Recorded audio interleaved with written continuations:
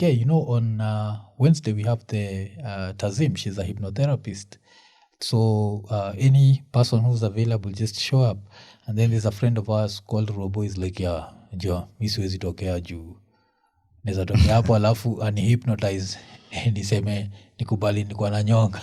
It was funny.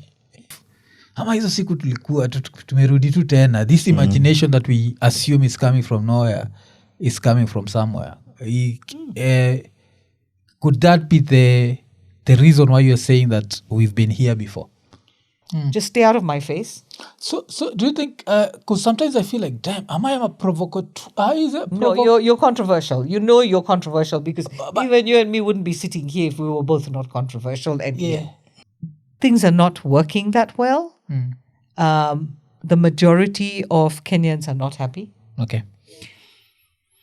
But then this has also become a habit. Okay.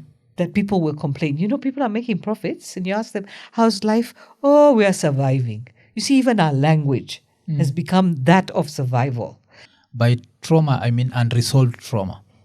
Okay, so first of all, let's thank you very much for that one also. Because this word trauma has also become very trendy and cheap. Yeah. People use it. And I can't, derogatory. Yeah. This now, I was traumatized this morning because my cappuccino did not have a heart on it. Oh, for goodness sake, get a life. Marriage. But it's not just the modern world, because I think even before tuanze we mwenyewe ulisema pia iko nene ukajitoa kwa yako. Because I was also trying to ask. You ulijitoa tu kwa yako like iko nene. Do couples actually, raise an eyebrow when they maybe yours didn't work out for various reasons, and now you have to offer advice on? Of course. If I hadn't gone through it, how would I be offering advice?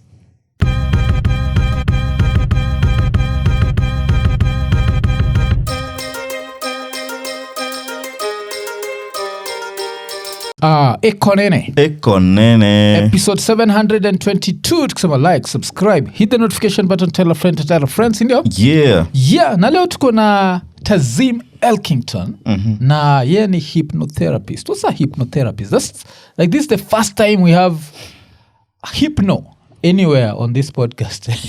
The other therapists. Thank you very much. Okay, so what's a hypnotherapist? Incidentally, I hear there's a hypnotist that's performing at the street kitchen on September something. Okay, but that's not who we are. Hypnotists that do entertainment and that bring people on stage and make them bark like dogs and, neigh like horses. That's not what we do. Hypnotherapy is used purely for healing at the level of the subconscious mind. Okay. Now, there's also another misperception and misconception, which is hypnotherapists go into someone else's mind. We don't go into someone else's mind. You can't go into someone else's mind. What we do is we help the client go to the level of their subconscious mind where the initial core wound or core issue started. So let me give you an example. Okay, say there was a teacher that used to really beat you. Okay, which we know in our Kenyan context, children have been beaten by teachers, right? So if you go to that, so what that could have created for that child was a loss of confidence. And a loss of self-esteem. So we go back to that point. We help the client go back to that point. We can't change the experience. We never change an experience. But to go back to that point, heal all those emotions, the fear, the shock, the confusion, and then take the power back to the person, the child who was abused, who was hurt, and then move beyond it, and then the self-esteem, the confidence, everything starts to build again. So it's not like we're going into a client's mind, or it's not like we're we are controlling someone else's mind. So that's a misperception.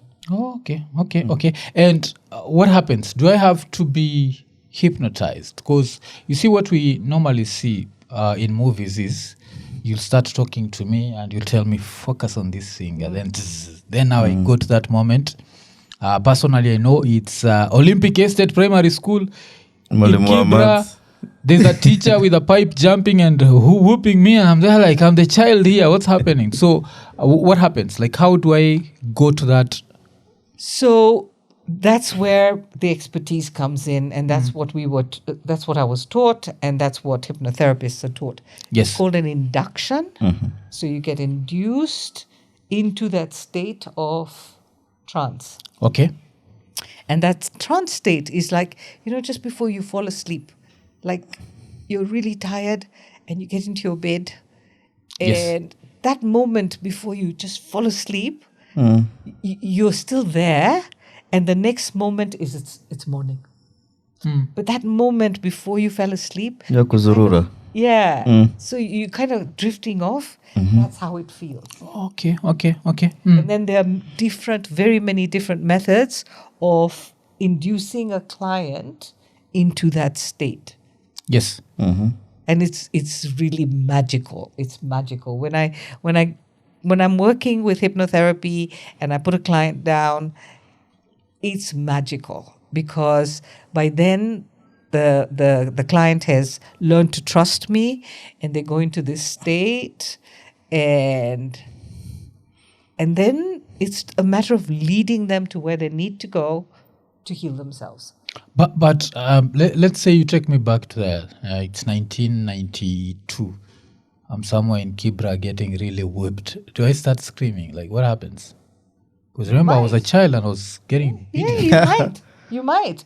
The thing is, you see, you can't just take a client into hypnotherapy. You can't just take them into that state.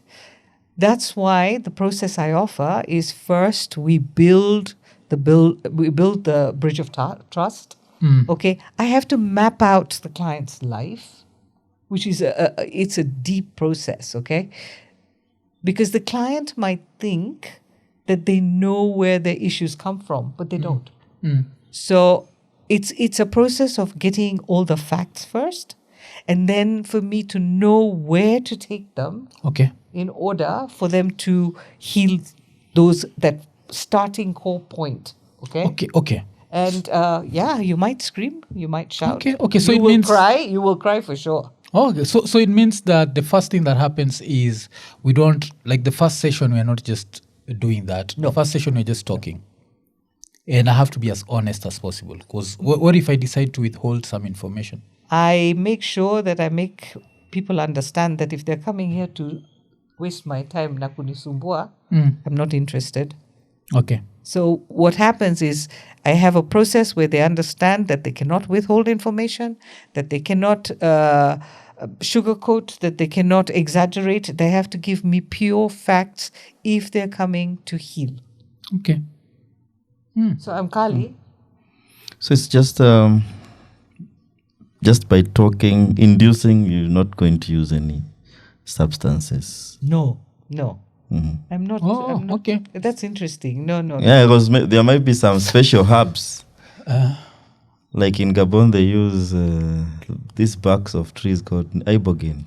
There's ibogaine, there's ayahuasca. I know about all these things. Hallucinogens. Yes. And So you mushrooms. Yeah. Okay. Because I thought maybe, I think maybe he thought ati Rasta wanaweza kuja kwa. Wacha tuende sasa. Acha tuingie hapo. Kwanza, if there's somebody ana kunwa kila siku, I have to come sober. you cannot come to see me when you're in that state, because Kama umejinduce. hakuna kitu kama hiyo, because hiyo kitu inaweza kwenda pahali hatutaki. Somebody can get psychotic. Oh.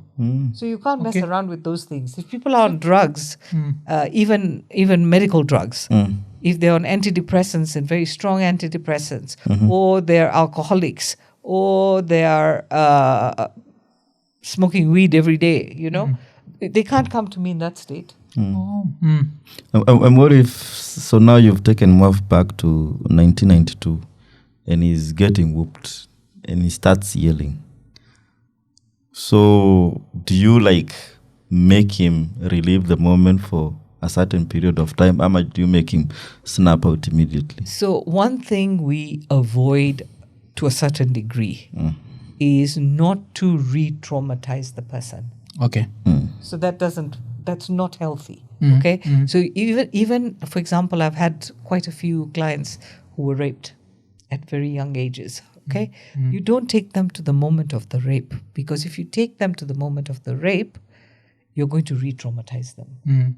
So it's about finding, so there are different methods, and we don't make them relive those really awful experiences. It's about going just before or after the point, so that the fear doesn't get enlarged. Yeah. And so it's very clear we're healing moments where core issues began and wounds were created so that the person can get their life back. Now, if you go and re-traumatize them, they're not going to get their life back. Okay. So there are different methodologies to avoid that. And because we've talked about, there are people who deal with trauma in different ways, yes? So other people end up with substance abuse. So can hypnotherapy help with that, like getting you out of that struggle? I know it's not a one step, but can it eventually help you to get you out? Like, because a lot of people don't want to deal with a lot of trauma. So the easiest thing is to escape. Yeah. So there are a lot of escape and addiction modalities, right? Yes. That people use to not deal with their reality. They don't want to deal with their reality. So what we do is, first of all, the person has to go dry. You cannot take a person into hypnotherapy when they are drunk or whatever. So they have to get clean. Otherwise, I cannot use hypnotherapy. Even talk therapy would work. Yeah. So clean for like a period of how long? At least it depends on how long they've been doing it. But generally, I say to people 6 months. You have to be clean for 6 months. Yeah. I don't want to do therapy on you for the sake of it. Okay. So, but now let's come back to you a little bit and then tuendelee na hypnotherapy, yes? Okay. So there's this thing where you describe yourself as an evolutionary disruptor. Yeah. So what does that mean? So what's getting disrupted? So we have many layers in our being. Yes. We have the physical, we have the mental, we have the emotional, we have the spiritual. We are in the midst of times that are already showing us so much disruption, right? What we don't realize that things have to hit rock bottom before they can change sometimes, mostly, right? So when I call myself an evolutionary disruptor, it's more from the point of view of the spiritual aspect, because we've lost the connection to ourselves. Okay. And the reason we've lost connection to ourselves is because everything has become about the external. How you live, what you drive, what you wear, and all this social media comparisons and competition is it's taken people out. Religion is also becoming questionable, just like marriage is. Yes.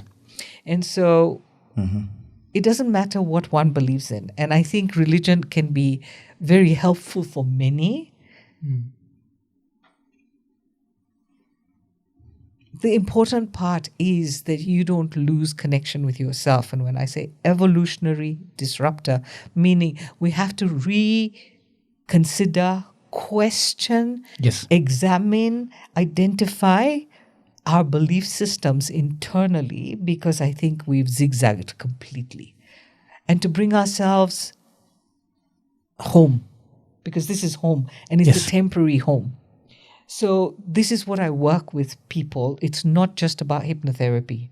It's not just about how do I get fit. It's not about, oh, I'm emotionally disturbed and I cannot cope emotionally. Or it's like, God can't hear me. There are so many different versions to us. Yes. And so it's about bringing all of that, the different parts collectively, and learning to change one's perception, which means that you are evolving, not regressing. Okay.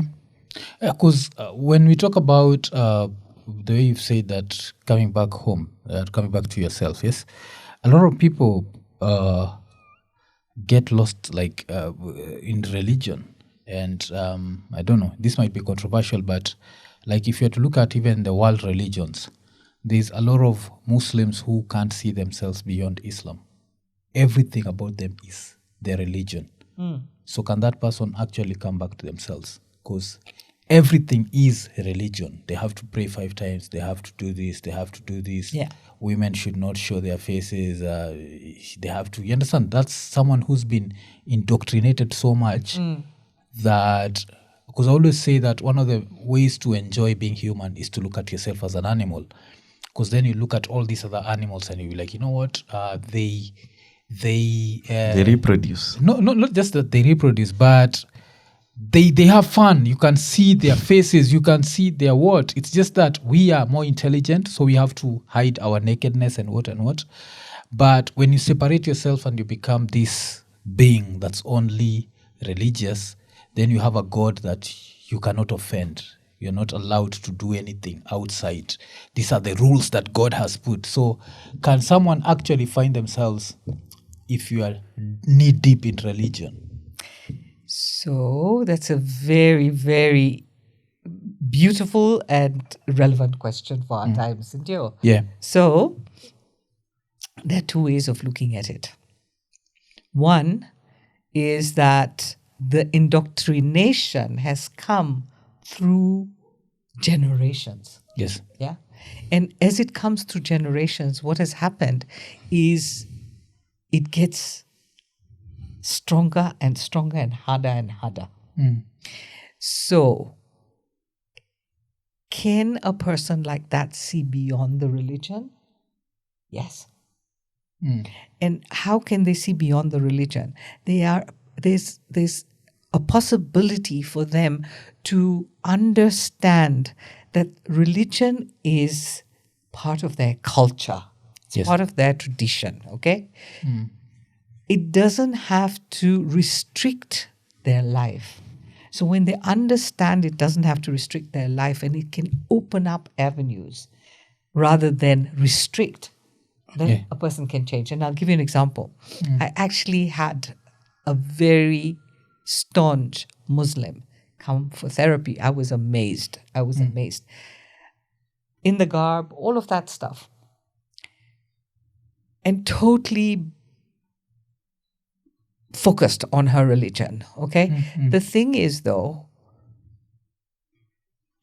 somewhere along the line, because of incidents and situations and circumstances,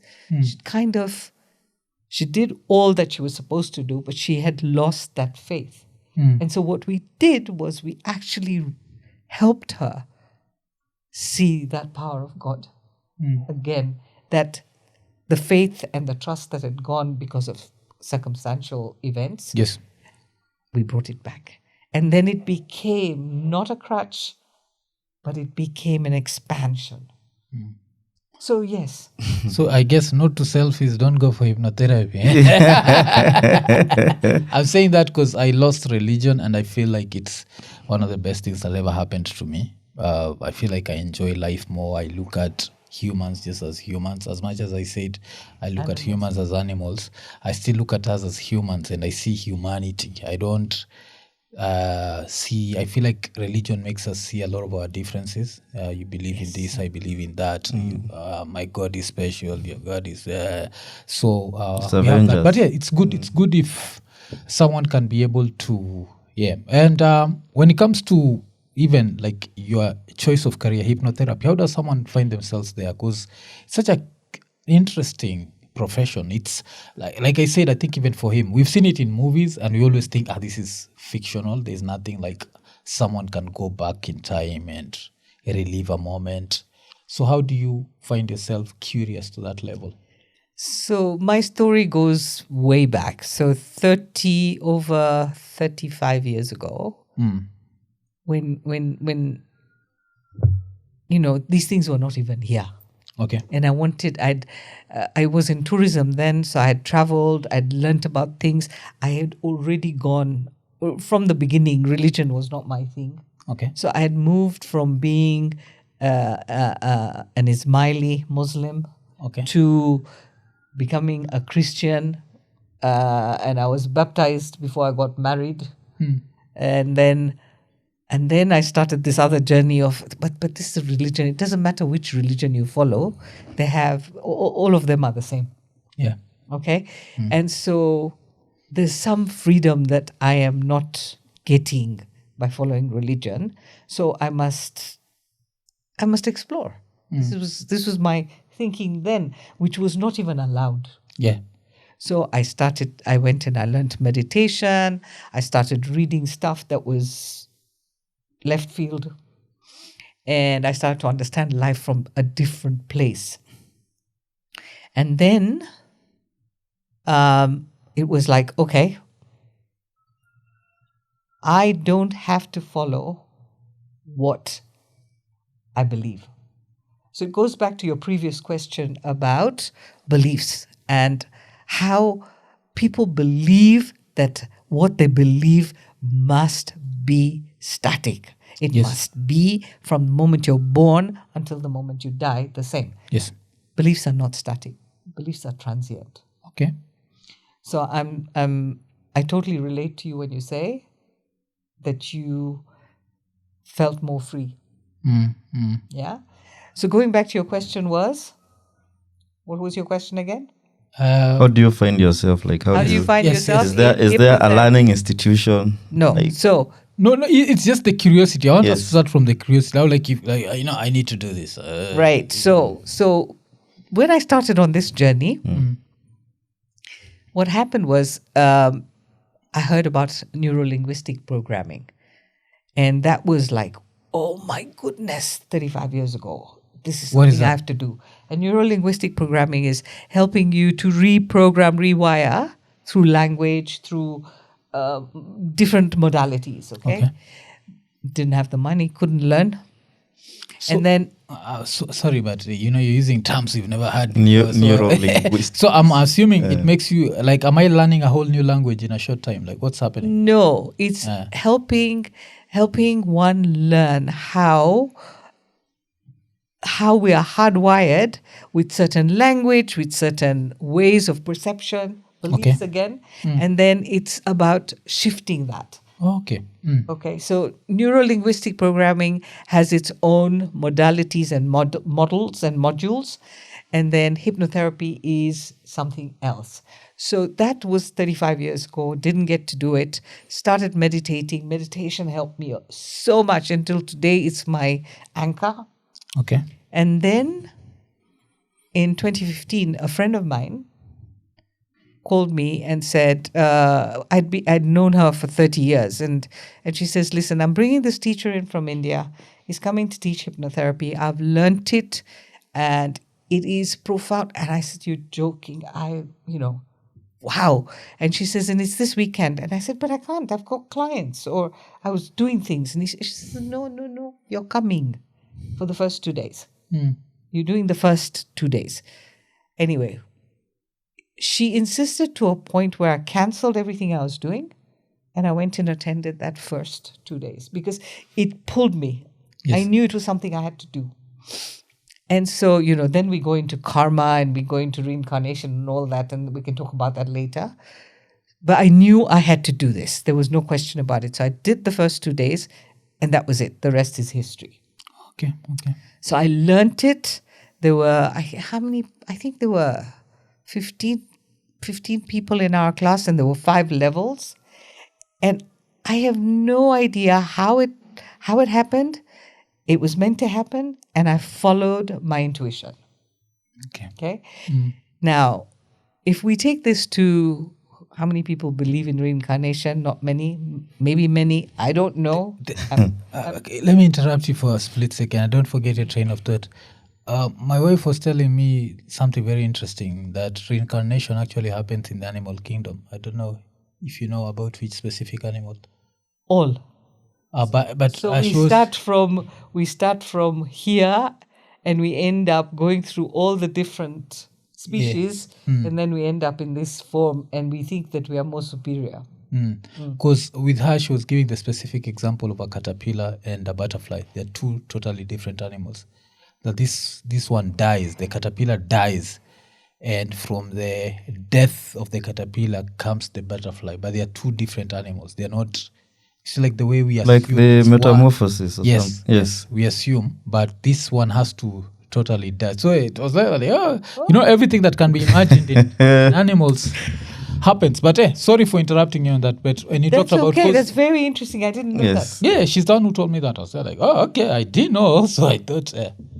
I didn't know that either. Yeah. Considering that my symbol is butterfly. Yeah. The Indian black butterfly. Oh, okay. That's my company name. Oh. Even though it's not really a company. Because it's just me and myself. That's a company. Go ahead. You keep yourself company. Yeah, then this guy. So, if you talk about reincarnation and karma, yes, that's another whole bag of stuff. Again, it's belief systems. I know it exists. Reincarnation. Because through hypnotherapy and regression therapy, and even through dreams, I have gone to past lives. Where were you? You are human or some other animal? Most of my past lives that I've gone to, all the past lives I've been to, I was human. Okay. And the reason we go to past lives where we are human is because there are unresolved issues there that keep carrying forward into the following life and the following life. Okay. So when people call me and tell me, I want to do a past life regression, I say, no, this is just curiosity and whatever. Like, somebody who's with a lover and can't leave that lover or whatever, and then they get very curious. And why are you smiling, Ian? No, Kajua Nini, I think some politicians were hyenas in their past life. And they're just enjoying this one. And wolves. So maybe and wolves. So that's where my mind is at right now.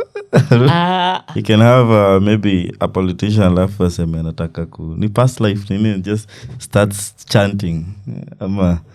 Those hyena laughs up. Like, I don't think that's chanting. I know you're sighing. That's where I was. That's where I was at. When you talk about past lives, I don't know if this makes sense, but sometimes when because I love history, and through history I'll hear maybe even like philosophers. Like there's this one philosopher, Greek, called Epicurus. The guy he's some guy who'd said one of the most interesting quotes was, "Fear not death, because when it's here you're not, and when you're here it's not." So you're saying that death should not concern you. No. So I think he used to say like, how can something that can't coexist, like can't exist with you, concern you? Like, if you're dead, you're dead. You don't know you're dead. But when you're alive, you're alive. Enjoy life. So with that, what comes to mind is when I think about that and I imagine those days, I always feel like I can see those days. And I'm always like, what if ama hizo siku tulikuwa tumerudi tu tena? This imagination that we assume is coming from nowhere is coming from somewhere. Could that be the reason why you're saying that we've been here before? There are many reasons. And just like when we can go in hypnotherapy and regression therapy to the point where core wounds were created, we can go to other lives. And we can see those lives. And this is not something you've read. It's coming out left field. Like it's not explainable. It's not the 3D conversation you can have. Okay. People either understand and feel it or they don't. Okay. And there's a very small percentage that do. So maybe that might also explain my irrational fear of snakes. Yes, Irrational absolutely. fear Those are snakes. phobias that have come from somewhere else. Yeah, I always say that. I always assume it's my great ancestor who was maybe saw my like his brother get bit by a snake and he became super afraid. So I just fear snakes. Like if you ask me how many encounters I've had with snakes, I think one or two, and they were not with me. I just like watch them either through glass, but I just fear them to a certain level where. So the fear of snakes is a human fear. Just like, loud sounds or falling from a high building. Yes. So fear of snakes can also be a phobia from another life where you were actually bitten and then you died. Oh, shit. And then you're still carrying it. But apart from your fear of snakes is fear of heights. Yes. And he always jokes and says maybe an ancestor of his was threatened and maybe thrown off a cliff. Yeah. And maybe you are thrown off a cliff in your past life. So it's not your ancestor, it's you. Okay. It's your soul that was in another body that got thrown off the window. Window from a building, or that fell from somewhere, or a very high tree or something. So when you look at it from that point, then it helps you to understand fears that are irrational have come from somewhere. Because the reason why, you remember when you're saying that people fear snakes, the reason why I think mine is irrational is even when I'm watching a fictional stuff and I see a snake, I'll just feel weird. I'll just even want to shut off the TV. So you have is this movie called Hunger Games, the latest one. One of the latest Hunger Games that I've seen that had a lot of snakes. I could not watch it. I was just there forwarding, and not even looking. And I'm there it's on the TV. Like, how's this so bad that? So it's irrational. Mine is irrational. And irrational generally is, that kind of irrational is a phobia that could come from a previous life or from this life when you were a child and you lost track. When something showed up, a snake showed up and you freaked out. Oh, okay. And it's unresolved. Okay. And when you go back, do you have to be the same gender? Maybe you're of a different gender in your past Different life? gender, different color, different country, different Ethnicity. Everything is different. I don't know if this happens to me only, but the Kwandoto, do you have that specific place that you dream about but you've never been? Like your mind always takes you there. It's like a place too. Because you see the place. I see that place. I've never been to that place. Not in this life. I've never seen that place. It's just weird. It's a weird place. So this is very, very. It's a clue that you're going into a space, and now we're also so stuck on the past that sometimes we forget that there is also a future. Yeah. Okay. Okay, so it could be a place that you will see in the future, or it could be a place in the past that you've never been to in this life. Deja vus are real. Are you saying that? Yes, I've had deja vus are reminders. I think we've always had that when you have a deja vu, it's like I've been here before. People. It means like that in French. I've seen this before. Yes. But now, when he talked about dreams, he reminded me of somewhere where they like joking and they like teasing me about. I've told them that sometimes I have these weird dreams where I'm somewhere walking naked that I'm not supposed to. So I'll be in the middle of the CBD, just wearing a t-shirt what is it called? Winnie, is it Winnie the Pooh or something? You remember that? Oh yeah, Winnie the Pooh. Yeah, with the Tumbo card. And it makes no sense. And I'm there wondering, how did I find myself? You're not covering your poo. Yes. In fact, he's not. So, where does that? Have you ever had anyone talk about that? These weird dreams of where you are. So one thing I'll tell you right now, I do not compare. And comparison is a waste of time. Whether someone else has gone through it or not, why are you looking for validation through someone else's experience? Okay. So firstly, this is your experience. I don't need your validation. Muache kumchokoza, please. No, he was a night runner before. Makes sense. Or in the future. Makes sense. So you have this recurring thought, dream, whatever it is, and it's symbolic, and we don't know what it means until we examine it. Oh, okay. Okay? So this idea of being naked, I don't know if you are playing Adam. I don't know, man. I didn't see Eve anyway. But then there was the snake. So Makes you know sense. it. And the apple. Oh. There. Oh, okay. We don't know. We leave that one there. Yeah, okay. But there's this thing of so how much of your time did you spend in the corporate world? Because you talked about working in tourism, and in tourism, like what specifically were you doing? Hotel? So I worked for an inbound tour operator for 14 years. Then I worked with Hilton's as director of sales and marketing for 2.5 years. Then I went to Canada and I worked with Alitalia for 2 years and something before 9/11 FICAD. Okay. And then, of course, tourism went through a very hard patch from airlines to hotels and all of that. So it was nearly 20 years. And then I worked with a real estate firm at the master franchise level. Okay. So I've worn many different hats, and I've worked my way from zero, always. Yes. Always I get in and I have to start from zero and I have to train myself because, one of the big gaps in corporate is that training systems in those days didn't exist. You got in and you had to just get in and fire kazi. Okay? And then prove. And then being a woman, you have to prove twice as hard. Because we're still living in a patriarchal world.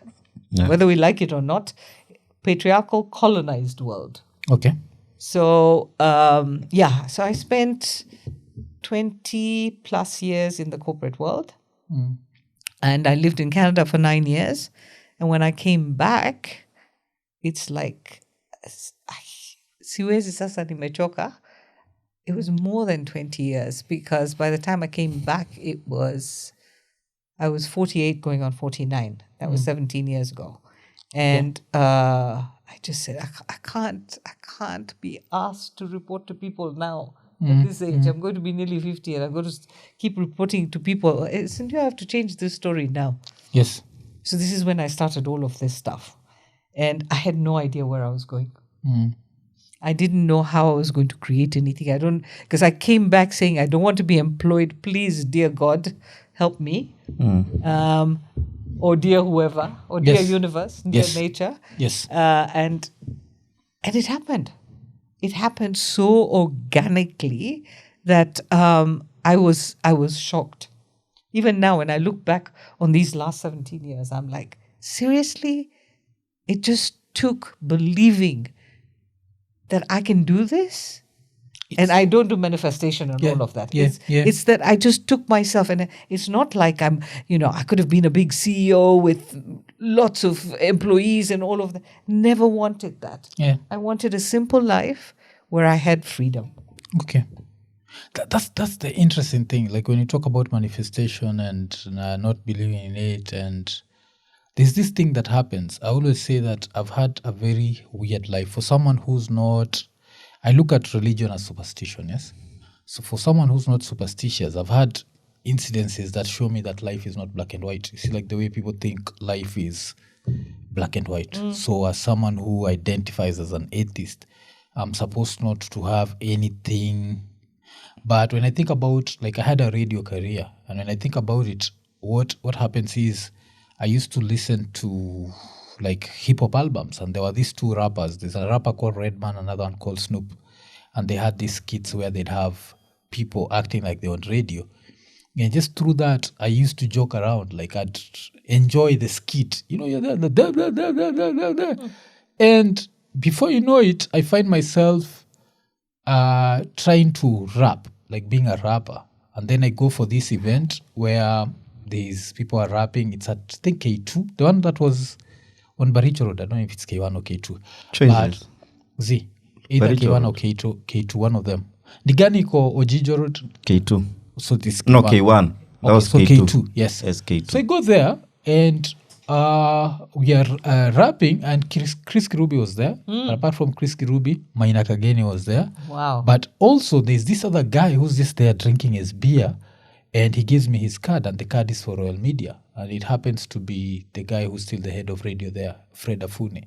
And that's how I ended up on radio. It's not something that I applied for. But when I look at these, like years before, pretending to be a presenter, trying to do the same skits, and then you find yourself in a career, you're there like, damn, how did this happen? It makes no sense. Like, and so yeah, there are times where I'm like, damn, life is not black and white, because out of all these people, like when I look at my voice, there are people who you listen to their voices and you're like, this is a radio voice.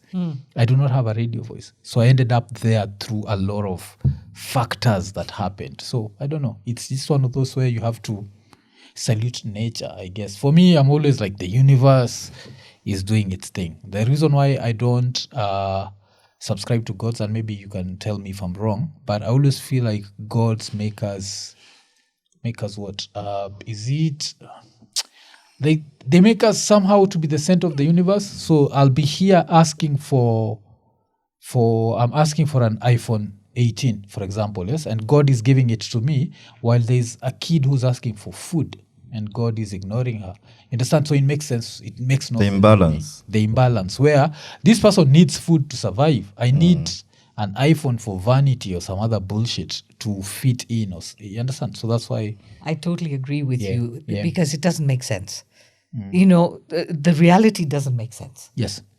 And so this has been my issue since I was a kid. What I saw and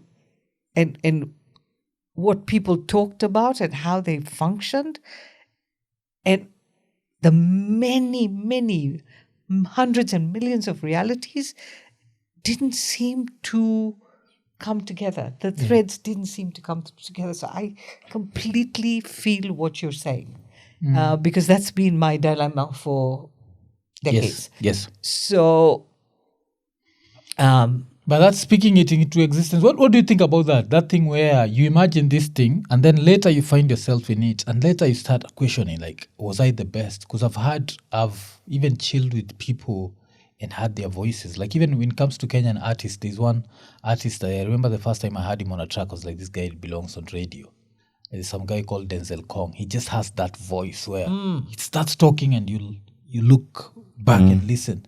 And he's never been on radio, never been used, because Kenyans, one of the weaknesses that we have as Kenyan radio is we don't use local voices to voice stuff. We always go for the American accent, the British accent, like the major channels.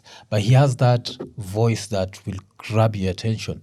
But you see now, maybe in his universe, he's never pictured himself there. So there's also another rapper called KRS-One. So KRS-One, apparently that KRS comes from Krishna, because he was interested in Hinduism. So there's one thing where he likes saying that visualize wealth and put yourself in the picture. You understand? So with this, I feel like I visualized radio and I put myself in the picture. And somehow, I don't know how to explain it. You understand what I'm saying? Well, it's not black and white. I don't know. So for me, it's like, did you plan your journey before you arrived? Or are you planning it as you go along? So there's also those versions. Okay. So did you have a blueprint? Did you have a map of your life before you arrived?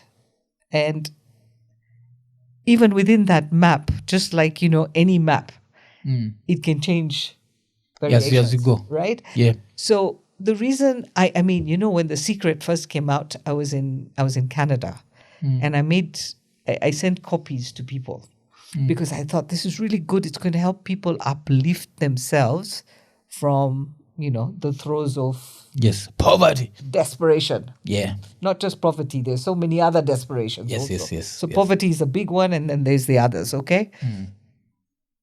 And then after a few years, I realized, Apana, this thing can be very misleading because it's got the whole thing about visualization and capitalism and all of that, right? Okay. So, is that wrong? Is that bad? No, we need money to live. That's the reality, okay? How much we need is another question. And so because of that part of human nature that is greedy and corrupt, it'll never be enough. Okay, and this is what, we're riding on at the moment, isn't it? So, how much is enough? And so that's why I said I wanted to keep my life simple. Okay, yeah? okay. So going back to this whole, visualization and vision boards and all of this, so many people dove into that or dived into it and found that whatever they were putting on those boards was showing up lacking authenticity. Okay. And so it was about, okay, it works. Does it always give you what you really want? Or is there something missing? Now, for you, when you talk about, you put yourself in that radio box or you put that on that board in your mind, and then it happened? Or is this something that was already always meant for you to do anyway? Yeah, okay. I don't know. That's what I was saying. Like, I don't know. We'll never know. Yeah, because even with that, like, as I said, like when I used to do these so-called skits and think about it, I never actually pictured myself like actually getting the job. So even that on that fateful night, the last thing on my mind was radio. I was just going there and then a few months later it turns into reality, and through that it's morphed into this. So that I always look at also that one night. Like, what if I didn't go? I would not have ended up on radio. And if I didn't end up on radio, I would not have done all the media stuff that I ended up doing and I'd not be here. So also there's always that, I don't know. That's why I keep saying, like, I enjoy life for its mysteries. Yes. And so this is the important thing. I don't know what kind of atheist you are, because even in the atheist range, there are extremes and there are different ones, right? Yeah. So for me, I've asked myself that question. I don't think I can brand myself as an atheist. Okay. I would say I'm an agnostic. Okay. There is something larger. For me, it's nature, it's consciousness. Consciousness is much larger. So within this umbrella of consciousness are the threads of tapestry that kind of run through each other. Then they meet, like one meets here, like we're meeting right now. Yes. From how did that happen? How did it come about? Just like that. Yes. And then this will create, look, I'm getting goosebumps even as I talk about it, that I can be quite a romantic also, I really want to be someone that keeps open to potential possibilities. Yes. Because they happen in such unusual ways. And if you keep restricting yourself to, oh, no, I want it to be like this, you miss so much. Yes. Right? So just like this is happening, just like you got into radio and now you're doing this, you may not have imagined it. It was probably already there. Yes. There's a stream running. So I just finished watching a series called Ripple. Really, please watch it. It is exactly the way I operate. It's the way I believe. It's the way I think. I've lost my faith in that way of believing many times because life comes and chapas you one coffee. Yeah. And then you kind of become legless and you can't imagine this is happening to you. And then the faith gets really disrupted. The trust gets disrupted. And then it's rebuilding again. But each time a person gets disrupted, let me talk about myself, each time I've gotten disrupted, I've had to rebuild my faith and trust. And that happens only because I still think that life is not random. Yeah. And that I can't say that I don't believe that I've just been born now and I'm going to die, because that's what atheists believe. That this life is just this life and you live it and there is no meaning to it per se. You have to find meaning. There's the meaning. You have to create there's meaning. The meaning, find but meaning, it ends. It ends and But it there's no point. No, there's a point. What's the point? The point is enjoy every day, because you are... clock is ticking. Yes, the clock is ticking, and you are like, there's this scientist, I don't know if you've ever come across any of his videos, called Neil deGrasse Tyson. No. Neil deGrasse talks about the probability of having existed versus having not existed. And he says that the way we exist here is against all odds. Like out of, I think the figure he gives is there is 100 billion people who've existed so far, yes? And out of those, the people who could have existed but did not exist is like a quintillion. It's like, Wow. you understand? There's so many people who could have existed that Didn't did make not the exist. journey. Yes. So now you exist.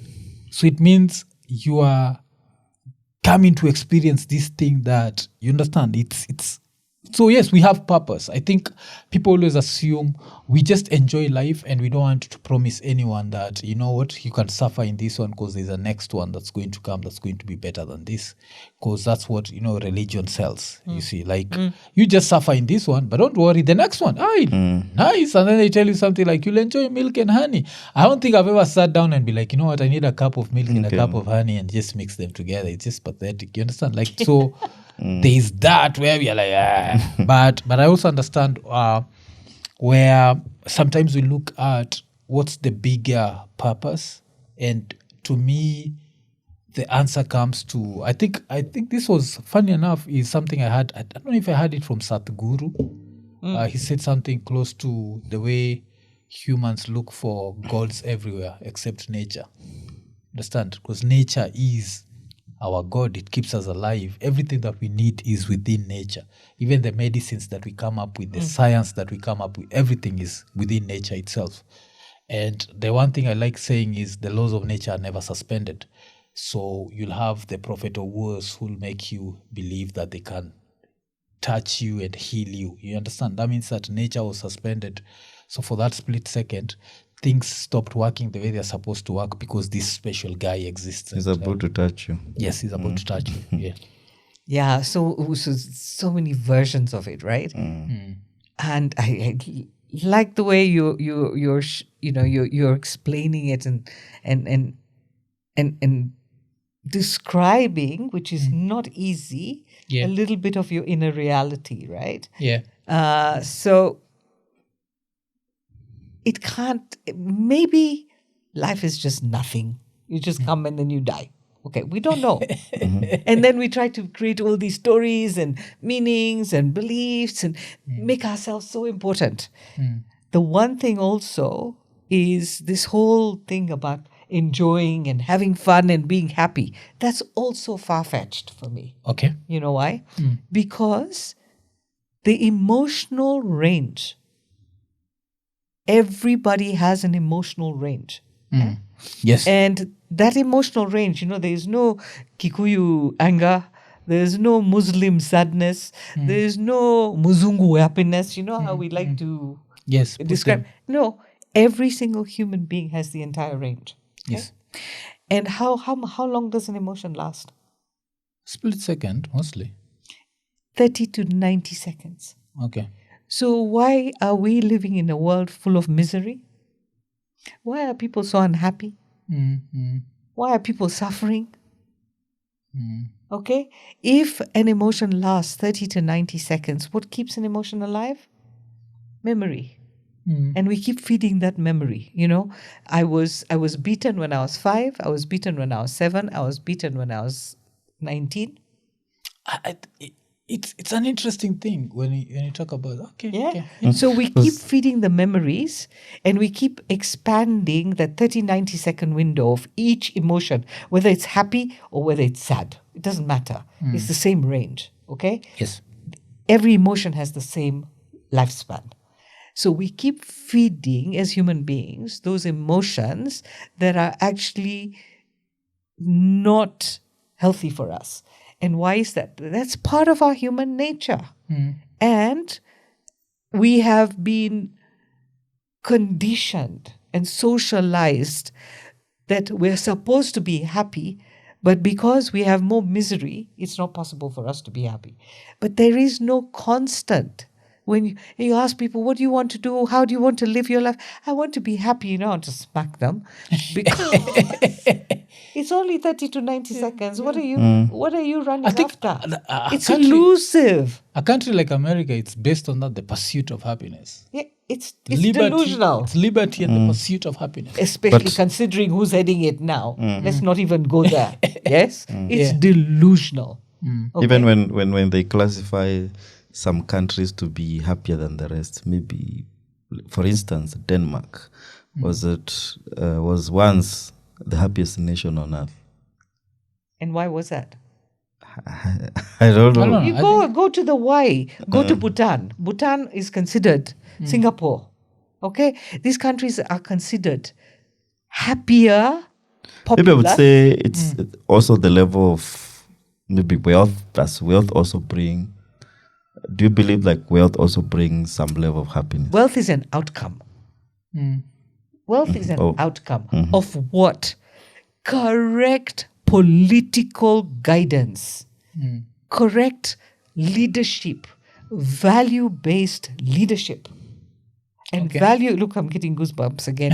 Value-based, these goosebumps talk to me. So value-based leadership is about teaching the populace how to live from a place. I didn't know it. I used to lie, I used to cheat, I used to do all of this shit.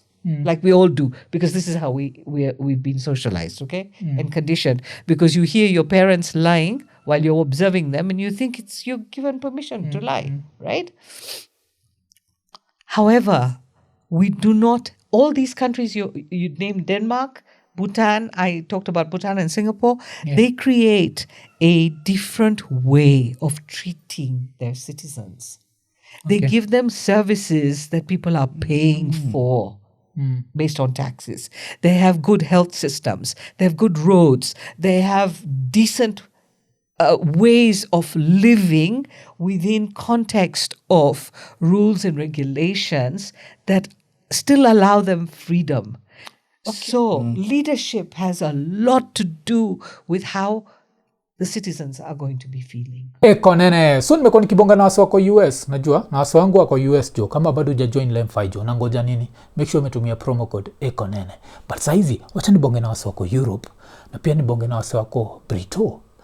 Usisahau kuwa join Lemfi na tumia promo code EKONENE so that on your first transaction ya 100 euros, utabaki umepata 10 euros cashback. Na kama uko Britain, on your first transaction ya 100 pounds, utabaki umepata 10 pounds cashback. So nangoja nini? Baki umechangamka. Na usahau kuwa bado ukiwa hizo area za majuu, utabaki umepay your bills hapa Kenya. Tuseme unataka kulipia madhako internet, ama unataka kumlipia stima, unaweza tumia pay bill haraka. Madha anaweza kupigia jua kuambia yuko kwa line jo. Anataka till, yani umwambie tu tuma till number, alafu unaingia kwa Lemfi, unabaki umechangamka haraka. So baki umechangamka, fika Lemfi, tumia promo code EKONENE. Nini? Lemfi ni international payments for everyone. EKONENE. Like when you say that, that's how your train of thought. When you say that, it's reminded me something I think I told you before we started. Where, I don't know, do you think it's a disease that I have? I have this disease in me whereby sometimes I really want to tell people what's popular, but I just can't do it. You understand? Where, like, for example, right now, the mood in the country is nothing is working. And I want to grab this microphone and tell people nothing is working because they're going to love me if I tell them that. But then I remember that, you know what? I just also need to tell them that, you know what? Some of these things are working and you can take advantage. So like one of those things was, I was reacting to a video by Sifuna. Of course, you know Sifuna. Yes? And Sifuna was saying the way Sha is not working. And I had to tell people like, you know what? This thing might not be perfect, but it's working. Understand? And I know like the minute that I release that video, the amount of hate I'm going to get because I did not tell you what you wanted to hear. What you wanted to hear is everything is hopeless. Nothing is working. Nothing is what? So do you think, is it past trauma or what? Like, cause sometimes I want to stop myself. You know, like where you sit down and you wonder, should I release this video? Should I tell people that, you know what, a few good things are happening and you just need to not follow the crowd? But because I feel like when it comes to spreading bad news, Kenyans want to be Japanese. Because I've heard in Japan, no, we had a guest who's lived in Japan, told us in Japan, if you find everyone going right, you should not ask why they're going. You're supposed to turn and just go. Yeah. That's Japanese culture. And I feel like online Kenya is like that, where I'm supposed to tell. So do you feel, is it a disease? It's 'Cause not a sometimes disease, I want to man. stop myself, Don't but I make can't. yourself diseased. It's not a disease. What it is, go back in time. Go back to, you say you like history. Yeah. Go back in time. Who are the people who actually change trajectories? Are not the people who are in mainstream and following the crowd. Yeah. Okay? If we want things to change, we have to have the courage and the strength to go past the mainstream, past the majority. Yeah. That is the only way we can start changing mindsets. Do you know how much people, I've heard people say things about the way I operate. You cannot put me in a box. Okay? You cannot say that this chick operates on the basis of A, B, C, D. Yes. Yeah? Yes. And I don't care. I don't care only because I know that whatever I'm here to do is to change those limited beliefs and limited ways of thinking and operating to something more expansive. So if you don't like me for it, it's okay. It's okay. Okay. Don't come near me. Stay away. Because if you don't like me, I don't want to engage with you. For what? Yeah. And you can have all your hate speeches and all of those things. It doesn't matter. You can be a hater. I don't mind. Just stay out of my face. So do you think, because sometimes I feel like, damn, am I a provocateur? No, you're controversial. You know you're controversial because even you and me wouldn't be sitting here if we were both not controversial. And Yeah. you Okay, guys are because- controversial, right? Very So controversial. sometimes you're like, maybe I'm wrong. Controversy it's- is what changes trajectories. Okay. So don't question yourself and don't call yourself diseased, man.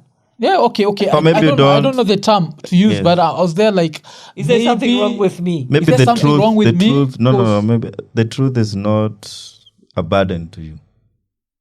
Maybe. And I don't know, but because people want you to tell them what they want to hear. Like, Yeah, Or do you being- tell your being- wife what she wants to hear? sometimes, yeah. Do you? Just Yes. to keep the peace. Yes, just Yes. keep Yeah. it peace. In your marriage, you have to do Yes, that. yes, Okay? marriage, yes. But you don't have to do it when we are in the middle of, let me get the right words here. We're in the middle of a huge tsunami in our country, political tsunami. Yes. That's a good way of seeing it. And you're trying to sweep away all the garbage. It's Okay. not going to work. Why are we doing this? Not because we want someone to come and kill us. Okay?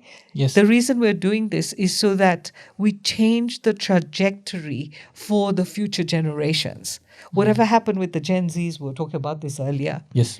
It was sad. It was really sad and it made people hopeless. See, the goosebumps come when we're talking Yeah. about real things. Huh? Yes.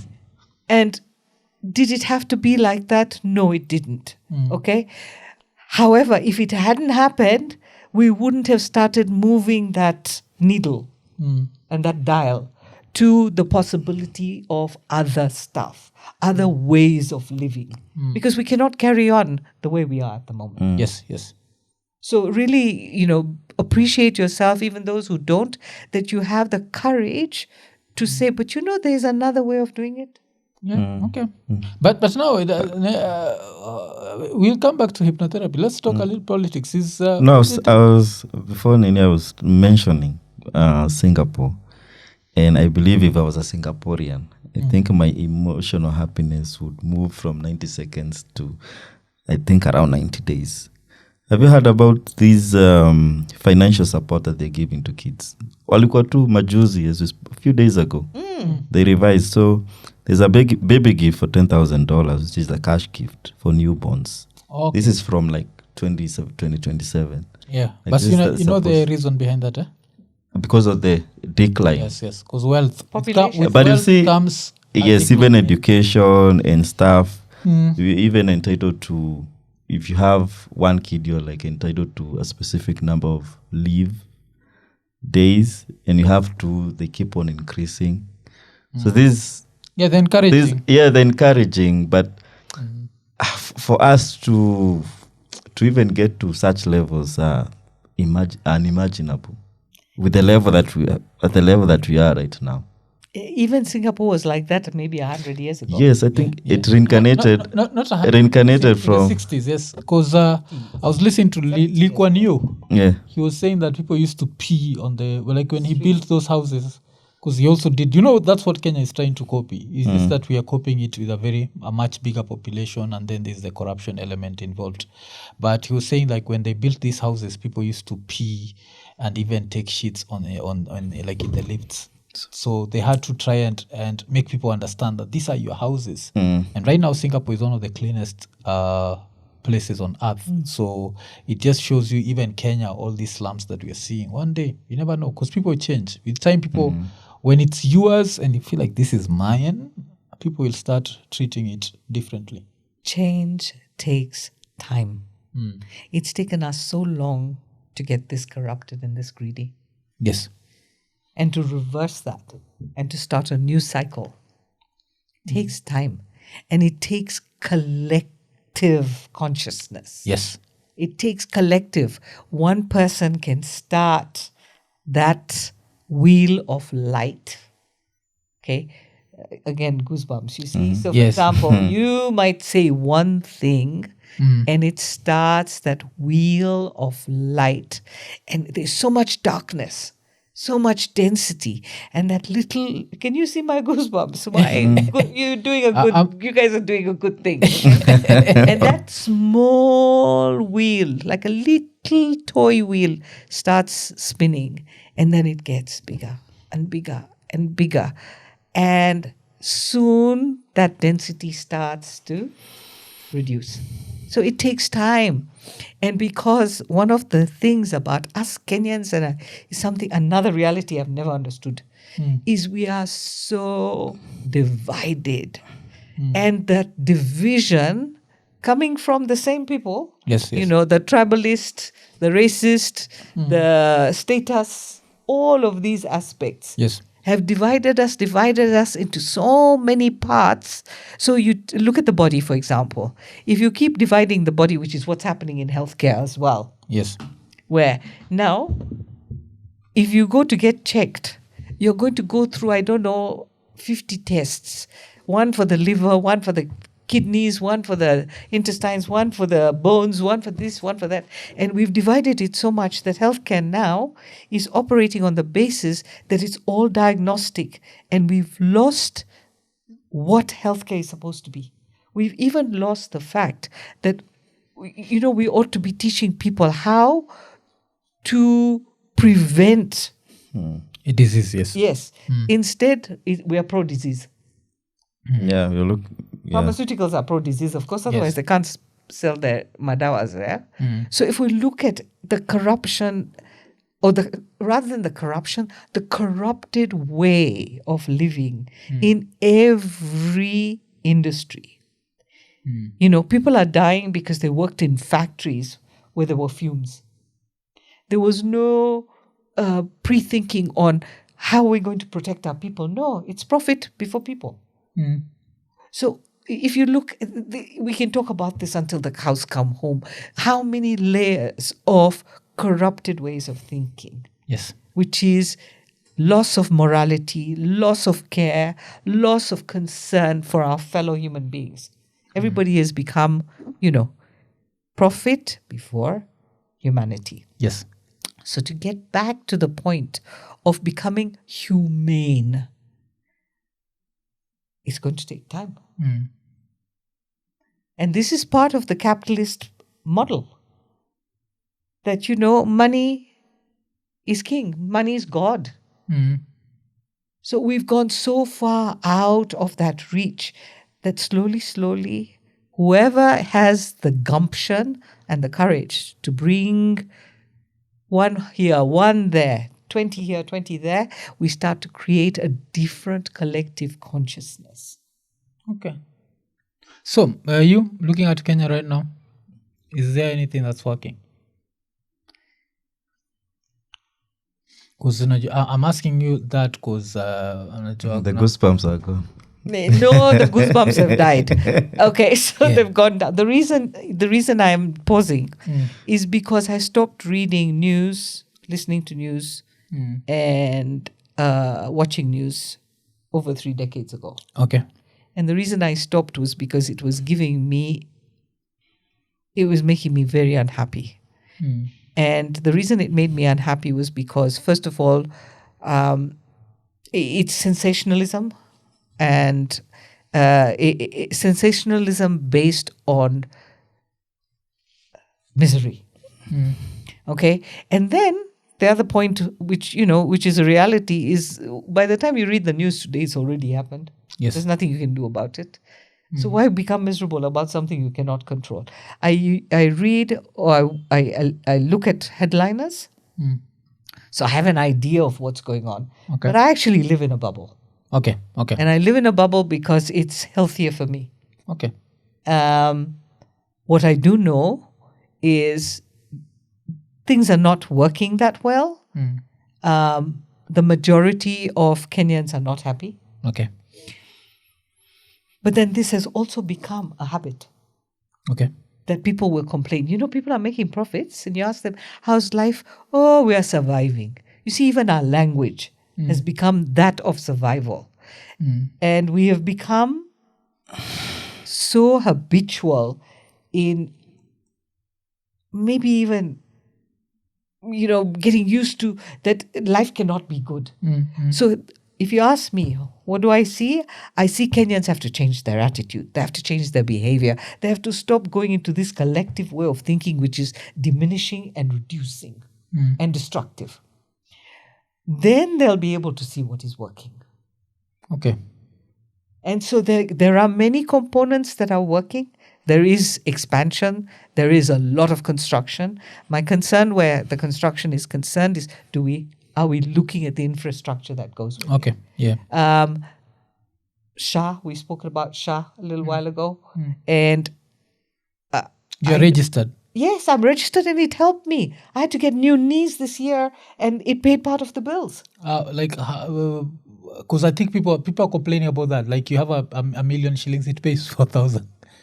It didn't pay that little. Yes, it did. Like 4,000 shillings, no? Not 4,000. No. It doesn't work like that. I can't. Yeah. I don't remember the exact figures, but there was the both knees was a huge. It was over 1 million shillings. Yeah. So I think SHA paid 200 or 300 and something. Okay, because I was talking, like when I was telling you, sometimes I sound like a provocateur or whatever that's called. I was telling people, just get your mother on it, get your parents on it. Hate the president. It's a democracy. Hate this guy. Punch his face every day and make yourself happy. But do not miss out on a good thing because you hate the person and you don't want it to work.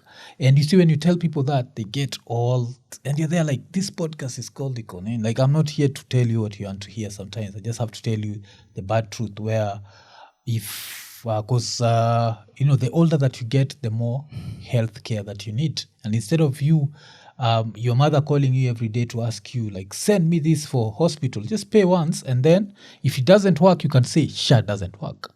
But otherwise, yeah. I can tell you personally, it's worked for me. And it worked for me even 3 years ago when I had to get another hip. This is part of life. 20 years ago, I used to believe, even 10 years ago, that I create my own diseases. Because, from a spiritual aspect, this is what the conditioning is. I had to even leave my spiritual conditioning on that, because we don't create all our own diseases. There are a lot of other factors. There's the environment, there's the water, there's the soil, there's the sun rays, and there's so many factors, okay? And because we're living in these dense times, your body will feel the effects. So you have to take care. And so, yes, I agree with you. Sign, not just your parents, sign yourself. Yeah, yourself. But I'm just saying that since you hate the president and you'd rather die than benefit from anything he's done, then because I always tell people there's no nobility in death. People come up with this bullshit. So I'm always like, yes, I know you want to love your favorite politician, because now if I'm an opposition guy and I'm fighting this government, of course I have to tell you nothing is working. And if I tell you nothing is working and you believe nothing is working, what's going to happen is you won't even take advantage of the few things that are working. Because not everything, I always say, even a broken clock is right twice a day. So at some point, there's something that's working. Let me take advantage of this. Let me hate this. And then next year, since I hate this guy, let me get him out. You see, like the way Americans voted out Obama and not voted out Obama. As soon as Obama left, Trump overturned Obamacare, and a lot of poor Americans ended up without insurance. So if you want a scenario like that, you can be like, I hate SHA, let's get rid of it and let's go back to NHIF. I think NHIF has like 2 million people covered. This one has like 8 million people covered. This has 30 million covered. Wow. You can hate the guy, but so these are the things now, like I tell you, like as a podcaster, you're there and you're like, before you switch on the microphone, you're like, if I tell them this, because this is not what they want to hear, they're going to be pissed. But if I tell them, I can tell them the lie, get the views, get the love, but then I'll be there like, damn, man, what the hell was I doing? I was saying what's popular. So it's a very interesting thing. That's why you remember you're saying that I suffer from that because I'm cancelled so many times. But I wanted to ask you, there's this lady, I don't know if you knew her, Raznawara. She has this one of her last posts. Did you know her personally? I didn't. I met her just in passing once. I didn't know her. I knew she was also pretty controversial. Yes. And I know she wrote books. But I never had a conversation with her. Because this, you remember this? There's this one tweet of hers. I don't know if you ever saw it. It was very iconic. It was, I said it before and I'm saying it again. One day someone will look at Kenya and say, here lie the ruins of a country destroyed by greed.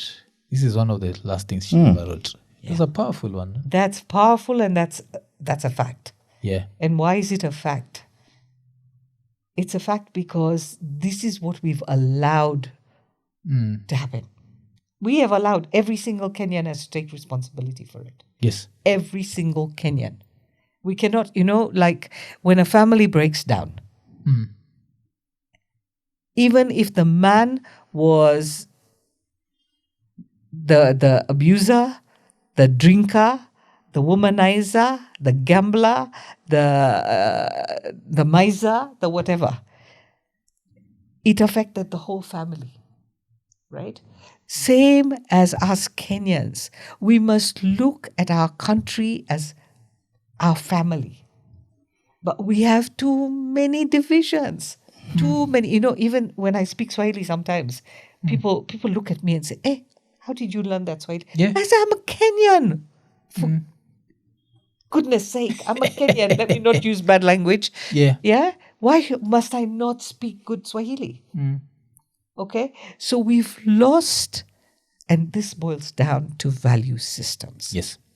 We have no integrity, even though it's one of the values in our constitution. Yeah, the constitution we have zero that was integrity. promulgated in 2010, and I was there at the museum. Okay. We have no integrity. We don't know what responsibility means. We don't know how to communicate properly. We are still suffering from misunderstanding of what communication really means. We do not know how to trust or respect, even though those two values have to be earned. So we do not have a clear value system.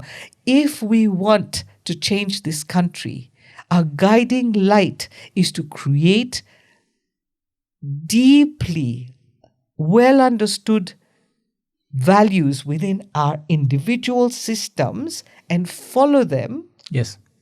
And then make that a collective. To take those values that were our words in our constitution and breathe life into them. And when that happens, this is when we become the Denmark, the Singapore, the Bhutan, okay? And if we don't start to understand that we are recklessly ruining our own country and generations to come by not really understanding where to start, and the place to start is creating that value system. Because once you have integrity, you cannot be greedy and you cannot be corrupted. Yes. So if we don't start somewhere, and I think most of the people don't know where to start, that is a starting point. Okay. Okay. So now, let's go back to hypnotherapy. Yes.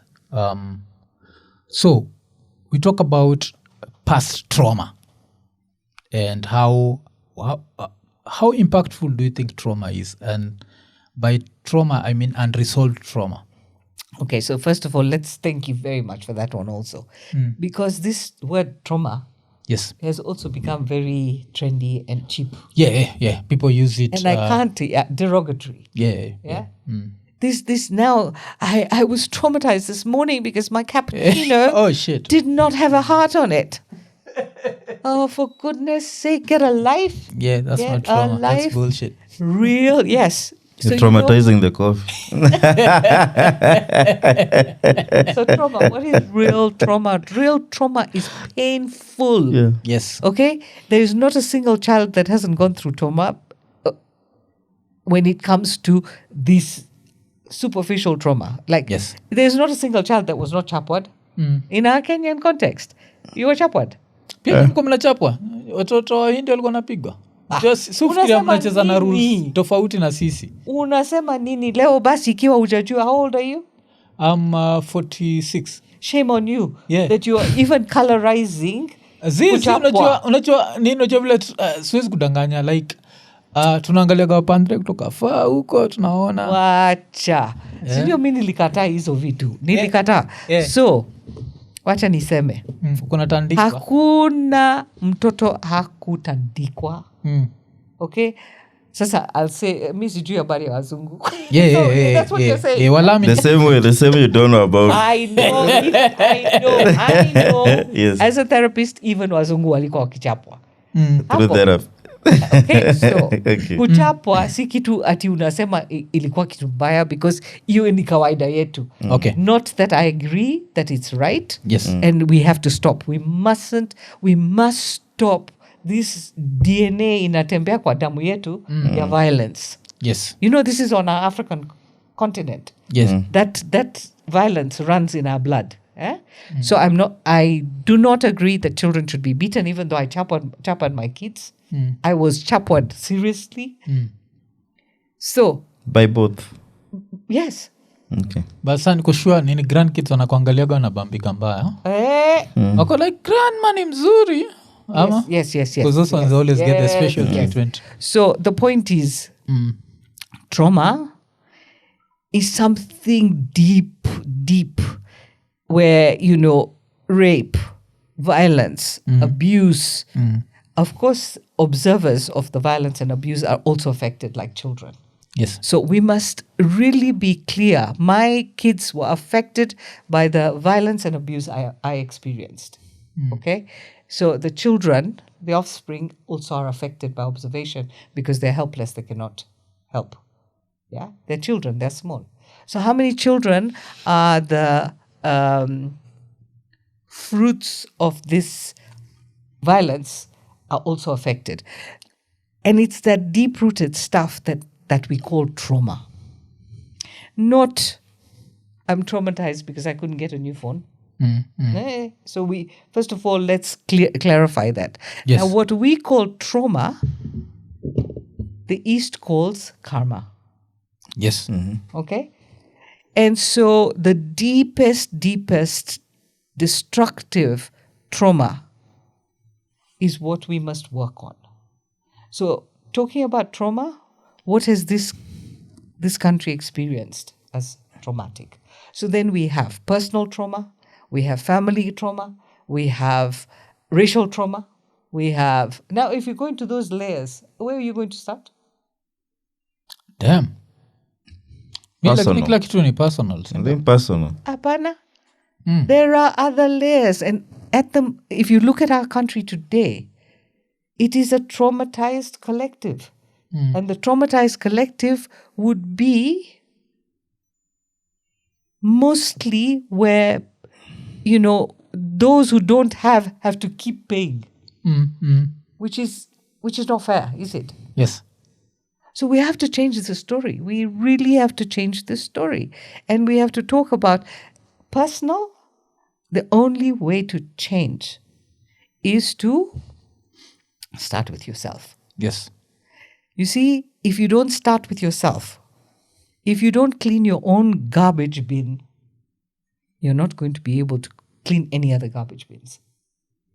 So when people try to go into collectives to clean garbage bins, it causes more chaos. Yeah.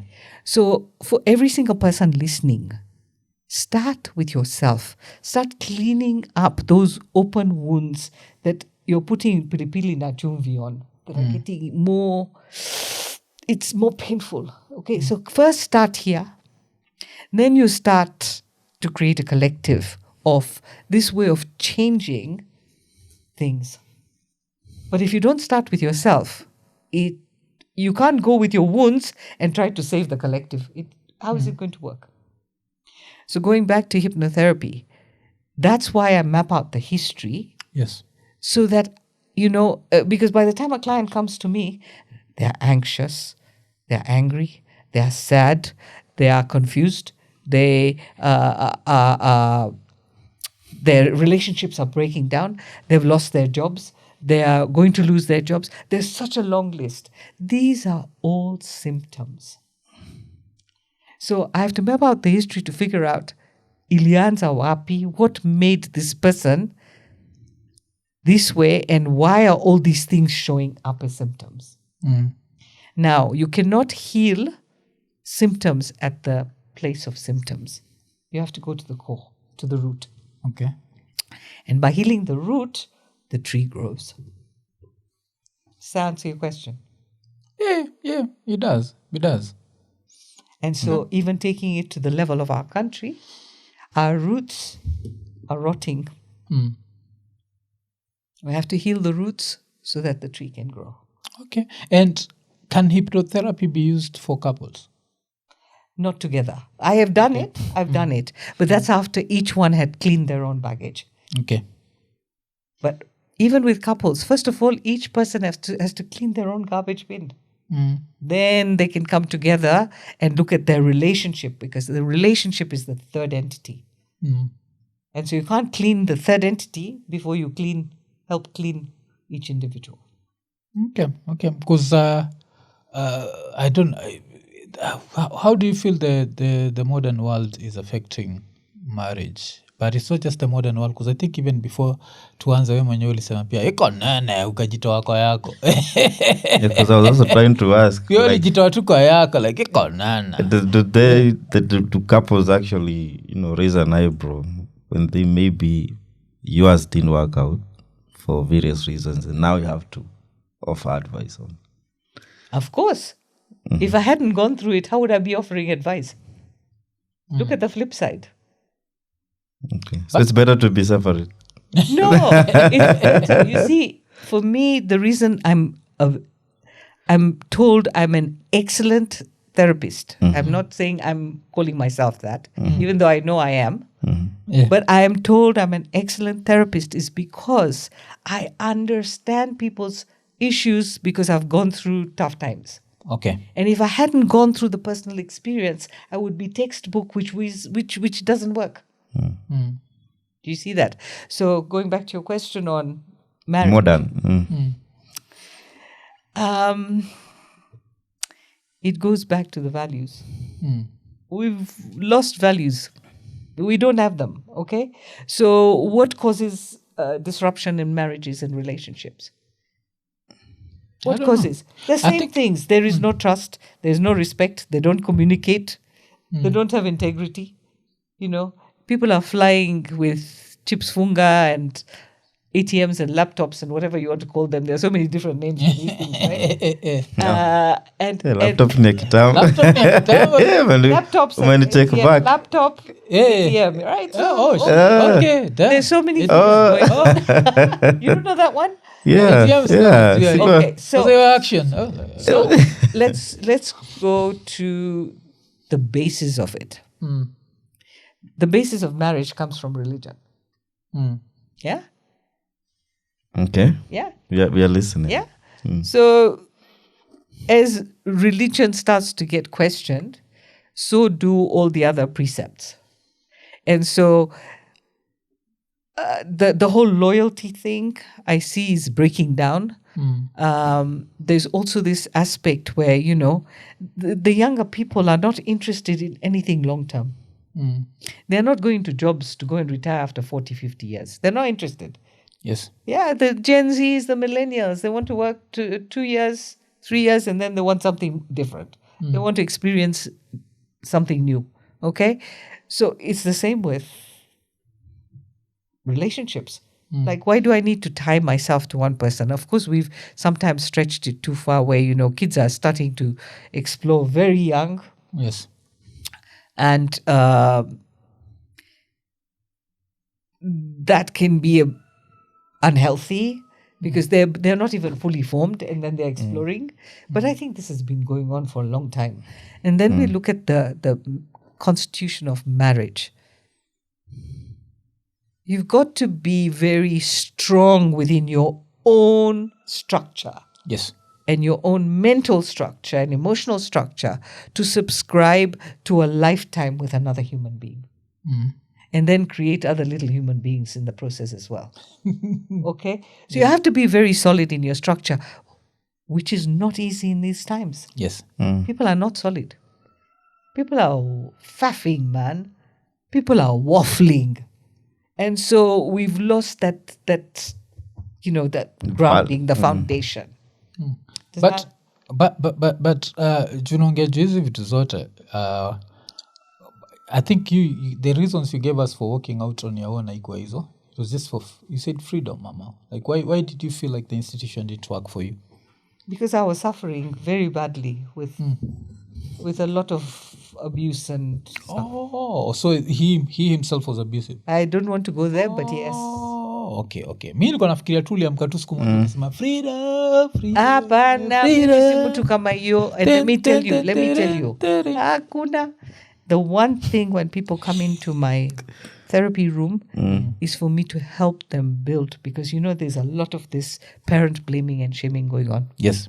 Which is it's based on, depends. If it's really deep trauma, I understand. Yes. But some of it is also part of the story now, trending. Yeah. Things are trending. So all your problems are based on your mother and father. Yes, there's nothing on you. Yeah. You're Nobody's perfect. taking responsibility. Yeah, you're perfect. Yeah. You're Anyway, so when people come into my room, one of the most important things for me is to get them to reconcile, to respect the parents, to heal whatever showed up, so that you've got to respect your parents. If you cannot respect your parents, don't tell me you respect God or you respect another human being if you do not respect your parents. Okay? Okay. So we get them to reconcile. We get them to bring health back into their relationships. If it is with a spouse, this is my constant, is let's look at ways to understand and heal what you've brought forward into your relationship, and let's heal that relationship with your spouse or with your partner. Same, if you have issues with your children, your adult children, let's heal those. Because from where I'm sitting, based on my understanding of reincarnation, you don't heal those things now, you're going to bring them back in the next lifetime and the next lifetime. You don't want to be doing that shit. Okay. And then there's the aspect of, can the body remember something the mind has forgotten? Of course. It's stored in your DNA. It's stored in your cells. And also, like if you tell me we're going back in time, yes? When I'm under hypnotherapy, see, at some point I create some fake memories in my mind. Like, you remember the way we say sometimes that you can tell yourself a lie so many times that it ends up being reality. How do you... If you've told yourself a lie until it's become a reality, it's not fake. So we deal with it as... Oh, yeah, shit. it's not fake. Tunaichapa tu kung fu hapo tu tunadili Yeah, nayo. hivyo tu, flat out. Yeah. Oh, okay. Kama unajua yeye ujidanganya ati alitransfer from chuo fulani ya Ocha akakuja Jamu. So Deal with that trauma. Hiyo shule yaocha hiyo. Tunachukua as because it's part of his reality. Yeah. So hatuwezi kumwambia yeye ni mwongo. Okay. Wow. The transition. I think most people, where we're in our respective religions, it's because it has a reward, and I believe that most of us sukwa kwa religion because it rewards us differently when you're going to the afterlife. Because if ukiondoa tu afterlife, watu wengi wanaweza kuwa maybe wanaweza lose it. So how is the transition important for you in terms of reincarnation? Like tuseme wewe, are you trying maybe to stay in a certain path because maybe you're trying to take care of the future person that you're going to be, or any other form that you're going to be?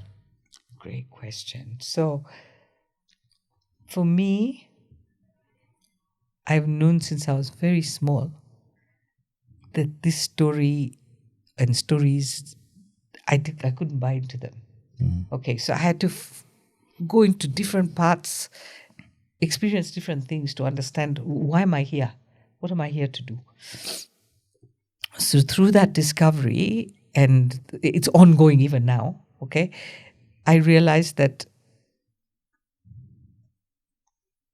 there is no escape from death. Death is inevitable. Everything else we believe after death could be real and could not be.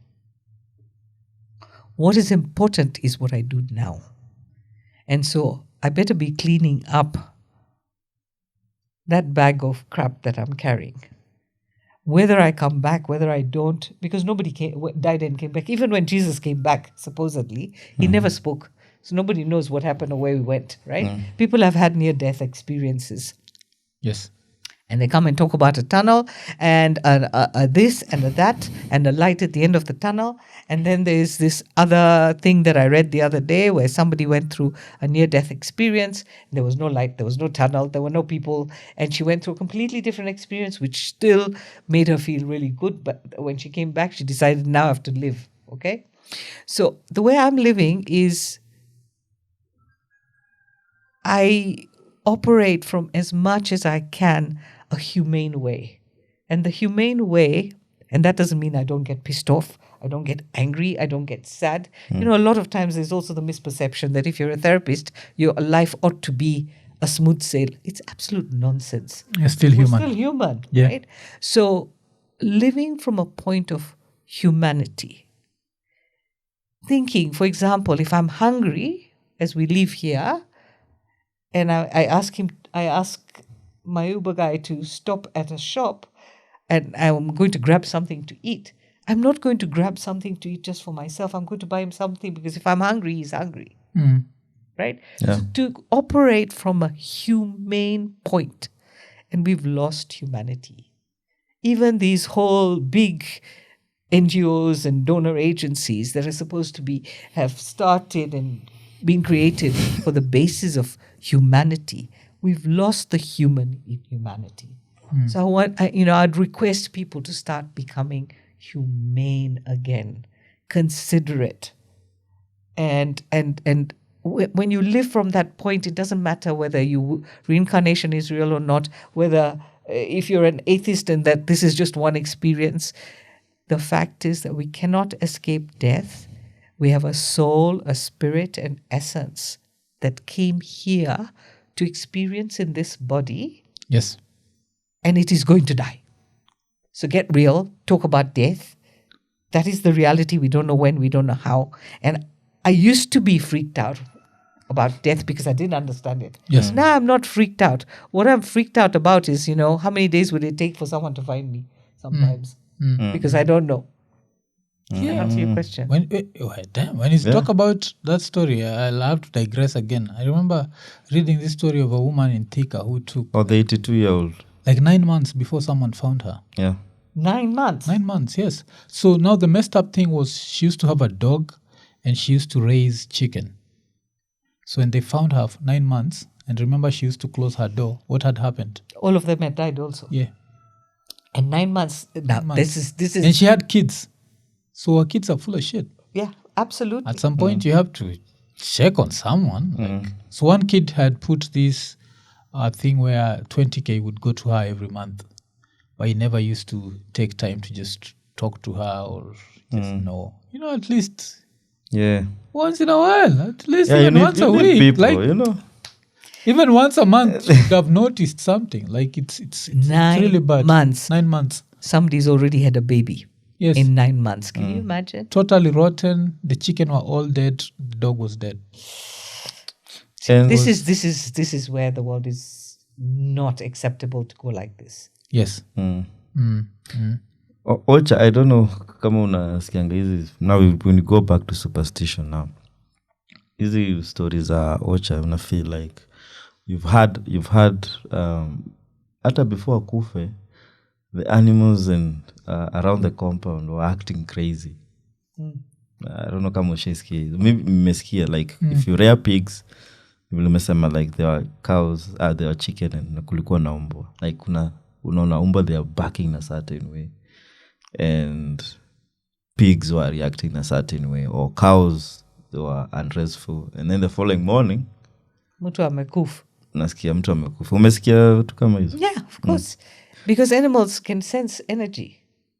Also, animals can sense things. And in fact, you know, if it was so interesting when you said, Ati, you look at people as animals. Because the thing that animals don't have is this complicated mind we have. And they don't have language. Yes? Doesn't mean they can't sense. They can sense. Like, you know, there's this thing about owls. When an owl comes opposite your window and starts to hoot at night, somebody's going to die in that house. You didn't know this one? I think I've heard it. Yeah, I mean, And it I've always crawls. thought it's just superstition. No, it's If yeah. the howl shows up, I'll be like, hey, what? Yeah. Because majuzi niliona hizi like the crows. Hizi zenye ziko na the white part. Zinaitwaje? Not the black ones. The normal ones. The one with the white collar. Yes. I saw two. Ukaona, ukafikiria nini? Like niacheni. It's too late to it because when we see sisi tukiona mob at the same time, like someone is about to Somebody gets to die. somebody gets to die. So why are we so scared of death when it's inevitable? In fact, my book is coming out next year. And one of my chapters is on sex, life, and death. And the reason I've put it in that order is without sex, so we don't talk about sex. I don't talk about sex. Well, everybody is, and I'm not going to use the F word, is doing it. Yeah. Okay? Yeah. Then, without sex, we can't have life. Yes. Without life, we cannot have death. Yeah. But why is it that we are so death shy? We mustn't talk about it. We must avoid it. We must deny it. We must... all nonsense. I think with it, it's remember the same thing I was saying, that life is not black and white, yes? There's this, we used to have a colleague, like back in the days, her name was Angela Wainaina, but people used to call her Angel. And Angel was obsessed with death. You know, obsessed, where anything small, she'd joke that, hey, this might kill me. So I remember like one of the most interesting conversations I ever had her do was, we were on the balcony. So we used to work at Get Radio at that point. So on the balcony, and she was supposed to get her sinuses removed. And she joked about death. She was like, hey, what if I go for this surgery and I never wake up? And then what happens? A few months later, the whatever happens, what is it called? Nakumat fire happens, and she was one of the victims. So I remember that stayed with me, in that, yes, I'll talk about death, but I never talk about it like something that's going to happen tomorrow or whatever. I just talk about it from the perspective of, I don't know when it's going to happen, and I'm not obsessed with it. I'm not, if it comes, it comes. And I always hope, personally, I always hope there's no life after death, because I always feel like the most painful thing is to be out there just seeing people living, and I'm there just watching. You know the way they say, I don't want to do that shit. I want to disappear. Like, let me just... Like, do you believe, like, do you believe, like, the spirits are left wandering before we get a host? I don't know. Well, the way I understand it, because I haven't experienced it, is that when the essence, the spirit, the soul, whatever you want to believe in, leaves this physical form, and the lights are out. Yeah. Then goes to a space called the interlife, where it reviews its own previous life. Okay, there's no God judging from my perspective. Okay. So it reviews, taking responsibility of its Yes. Actions and everything. Reviews that life, and then can have a rest, or can decide it wants to come back into a next body and looks for the next pair of parents that it wants to be born of. And then it maps out the blueprint of how this life is going to go, because each life happens to learn certain lessons okay. and to clear karma. Mm. But then again, also, like death, like you say, okay, me, I used to talk about death a lot also. That's why sometimes I wonder why I'm still here. I thought 50 years on this planet are enough, but I'm still here because I haven't finished my work. So, so if we look at it from the point that we don't know the reality, what will happen after death, we don't know. Yes. What happened before we were born, we don't know. There are modalities that can help, like hypnotherapy and regression therapy, that can guide us. However, to be able to factually say this is it, we don't have that. Yes. Okay? Because if we had that, life would be extremely challenging. Then people could read their future and could do everything, right? And then where's the mystery? Yeah. Where's the magic? Yes. So regardless, the point is what you do in the moment now. And there's no now. As soon as I say now, it's in the past. So it's a nano thread. Now is a nano thread that you can't measure. Yes. So what you do presently in each moment, and how humane you can be, and how you can grow, and how you can clear your stuff. Yeah. I think this is the only thing I would suggest that we Was we can do. There's always the thing I hear people say, that there's only now. There's no past, there's no future when it comes to living. Like there is, when you look at it from. But now, let me not go there. There's this thing where, like when I was talking about life after death, I think one of the common traits that I have with God is jealousy. So I always joke that the worst thing about death is if there's life after death and you can watch over your people, you'll be there calculating how long it takes before your wife moves on. So if she moves on Too quick. after 2 weeks, I'm there like, Jesus. Well, Jesus already took me, so throw me back. You understand? So there's that where I actually hope it's final. I would not want to be somewhere looking down. I always feel like it's too much pressure.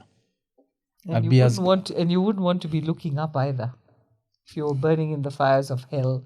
Okay. Oh, damn. We don't know. Yeah, We don't know if there's an up and down, or there's in eastern or west. We don't know bugger all. Yes. All of these things that we are considering are possibilities. We don't know. Okay. There isn't just a now. There is the past, there is the present, there is the future, and there are parallel lives that we are living. And we won't go into that because it's going to complicate this whole thing. But there are so many things we don't know. We live in such parallel lives. No, I have to ask you. So you also believe in like multiple existences. So there's another existence where I am a very religious person. I think there are possibilities. I think there are possibilities of parallel realities. I can't prove them. Okay.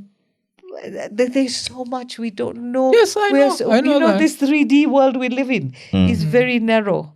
When you start opening it up to 4D and 5D, this is when we'll be able to see things from a different perspective. Yes, because when you said that, I think in quantum physics they noticed that there are particles which, when you are watching them, they don't move. But as soon as you stop watching, when you look again, they've moved. So it shows you like the whole thing of life, like we don't know what's happening. But now you talked about your book and you talked about sex, yes? As people who do podcasts, Normally when we even joke about sex, in the comments you'll see people say, why are you talking about it? That's very unintelligent. So why do you think that people feel like talking about sex? They think that, like right now, you remember when you're talking about Singapore, it's because they need Because people they need to start So why do- effing. Yeah. Yes. 'Cause- Seriously. yes. F up. Why do you think people think it's not intelligent? It's not intelligent to talk about sex because Yeah. your private parts are affected. And those private parts are supposed to be non-existent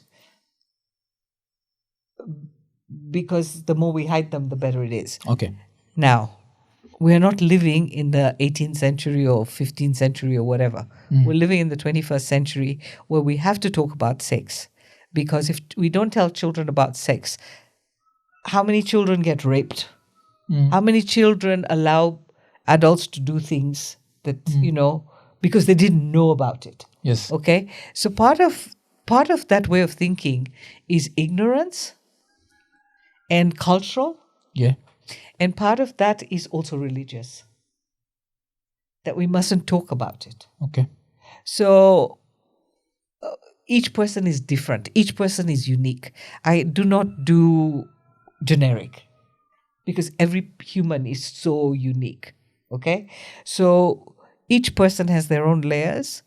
And I think we need to have these discussions so that you empower teenagers, you empower people to understand that this is a normal, hormonal, bodily, physical way of life Yes. that will happen, that will occur, that you cannot deny. And once there is sex, and depending on what kind of relationship you have, ultimately there will be offspring, And if you don't prepare children to protect themselves, and you don't prepare parents to be more open and have these conversations that are healthy, Yes.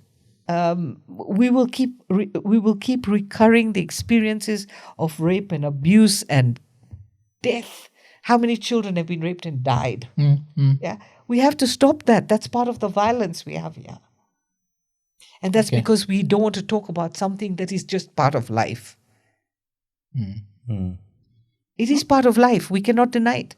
Yeah, it's like it is, how we it is. breathe. And then unless you're a nun or a monk, and even then, we know how many stories there are. Yeah.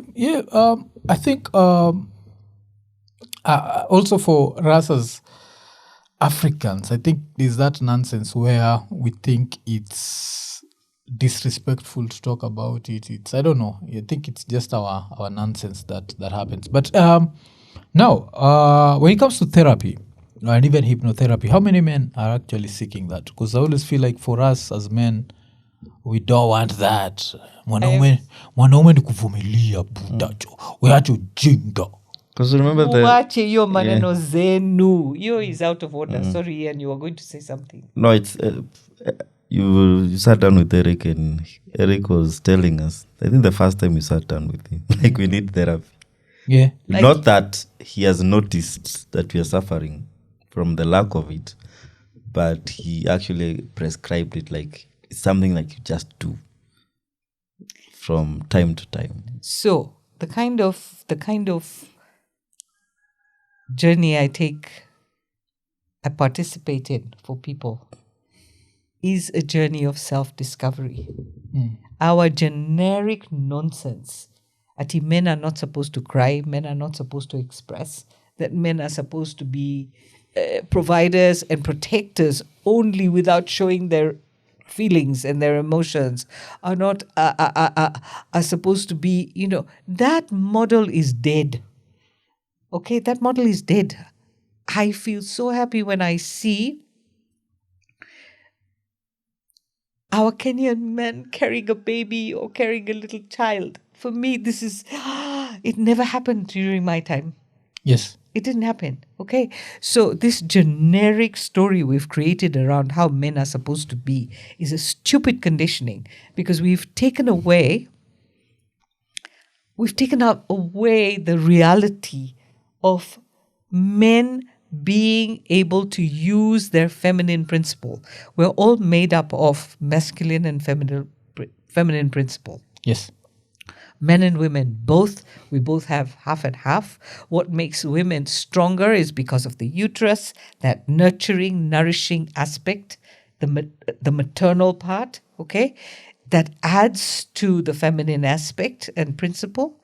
Whereas men's feminine principle has been suppressed through not being allowed to feel, not being able to share, have to be these strong, buffed guys and whatever else. And so what we've done in the process is we've really repressed and suppressed the feminine principle. Mm-hmm. And that's not going to work to create any changes if that's what we want. So men need to be encouraged to feel, to share, to learn how to open themselves up. And I am so, so proud that the people who come to see me, 50% are men, 50% women. Okay, yeah. It is unbelievable. I am so grateful that men feel comfortable to come to me and work with me. And any woman out there who's working with men, or any men that's working with men, please encourage men to work on themselves. Because when one man changes, they impact their entire sphere. Same as when one woman changes, the entire sphere is affected. But if we don't encourage men to change their conditioning, we are not going to see major changes, because we're still living in a patriarchal, colonized world where men are still the majority of CEOs and CEOs and MDs and all of this. Okay? Yes. Women are still, even though they're in the workforce, they're not as prominent. There are some that are, but it's a fight. So the more you guys learn to become human and humane, this is what's going to bring change to the country, to the world, to wherever. Okay. So, but now, you see, masculinity and vulnerability are always looked at as two things that existing should not be encouraged. So, what do you think about that? What do you mean by masculinity is not encouraged? No, vulnerability. Like, I'm not allowed to be vulnerable. I'm a dude. You understand? Like, it's absolute nonsense. Because if I'm too vulnerable, Pia, like if Ian showed up here just crying and look at him funny, yeah, like, damn, dude. So damn. You people are seriously squeezed in a corner. Yeah. Yeah, because your father and your grandfathers and the rest of them were told, mukilia, mtakuchapa zaidi. Yeah. No, that program has to be changed. That software has to be changed. That software has become hardware. And so we need to change that program. And we have to create a new program. Okay. Because the more vulnerability is not a weakness, it's a strength. When you look at vulnerability as a strength, changes the landscape. Okay. But don't be vulnerable. I'd find it weird. Like, damn. Does that tissue look like it was used recently? No, it looks like a very old box. Really? Yeah, that's very old box. Ikuwa juu. There's someone who anakujanga hapa kwanza before he shoots. But it's good. I'm proud. And then Sim. Yeah, I'm proud of you. But sasa nini, pia kuna moja hapa, pio hypnotherapy unafeel inaweza fanya mtu fall out of love. Because let's say mtu amego through trauma, yes? And this other person helped you deal with that trauma. And then you take them to a place where they end up dealing with that trauma by themselves. And they're like, I don't need this a-hole who was here for me during that. Do you think that can happen? Where someone thinks they love someone, but they don't love them. They just love how they make them forget maybe something. Understand? You're talking about escapism. That one is, these are the distorted realities that people create. That one you can't really define because it's not a generic. Okay. Okay.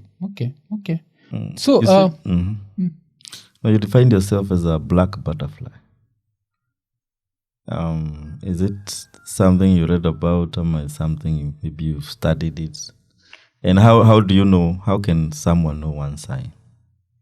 How can someone know? One sign. You said your sign is a black butterfly. Earlier on. No, the company name is Indian Black Butterfly. And why Indian? Because I refused to be Indian. And then one day I woke up in my 40s and I realized I can't wash it off. So I had to acknowledge it because I wanted just to be human. I wanted to be seen and known as a human. And that meant going beyond the identification, the superficial identification. And so I said, I don't want to be regarded as an Indian because I want to be regarded as a human being.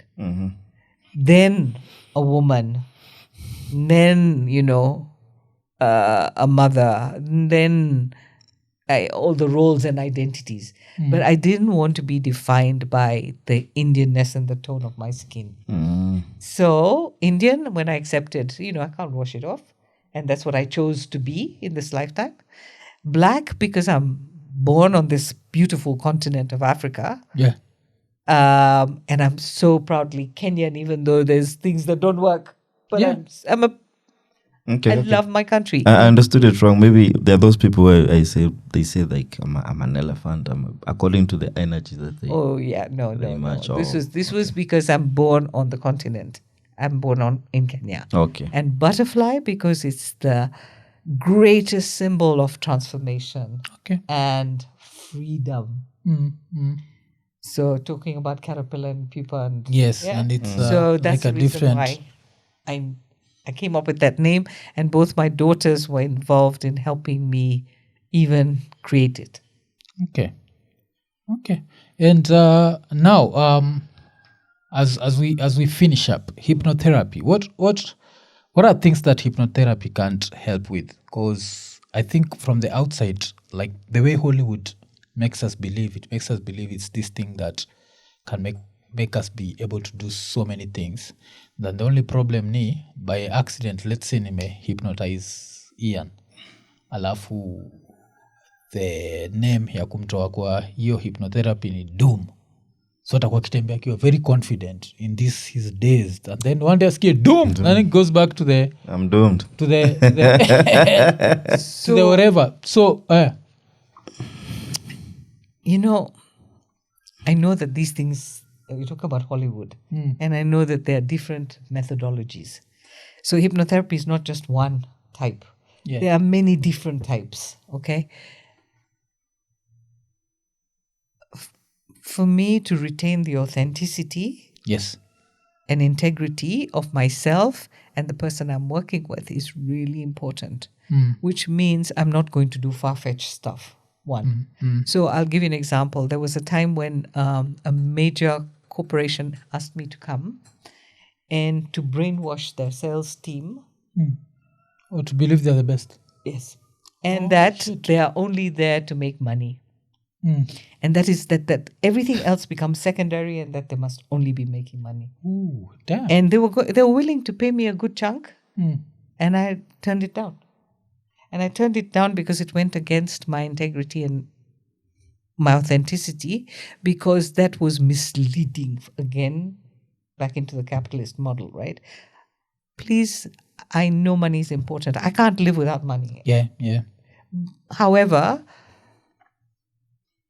diminishing someone's being to be overridden only with money went against how I felt. It didn't sit with me, so I said no.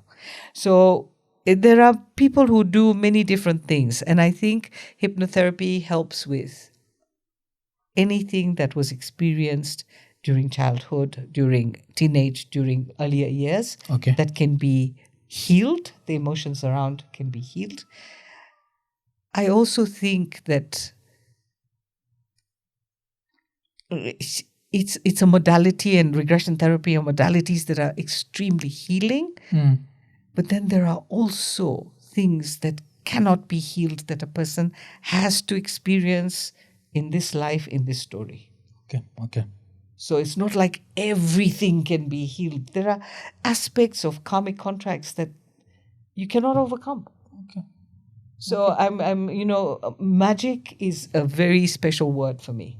I think magic and mystery are the standpoints of being able to live, and I've lost it many times in my life, the magic and mystery, okay, because of situations and circumstances. Yes.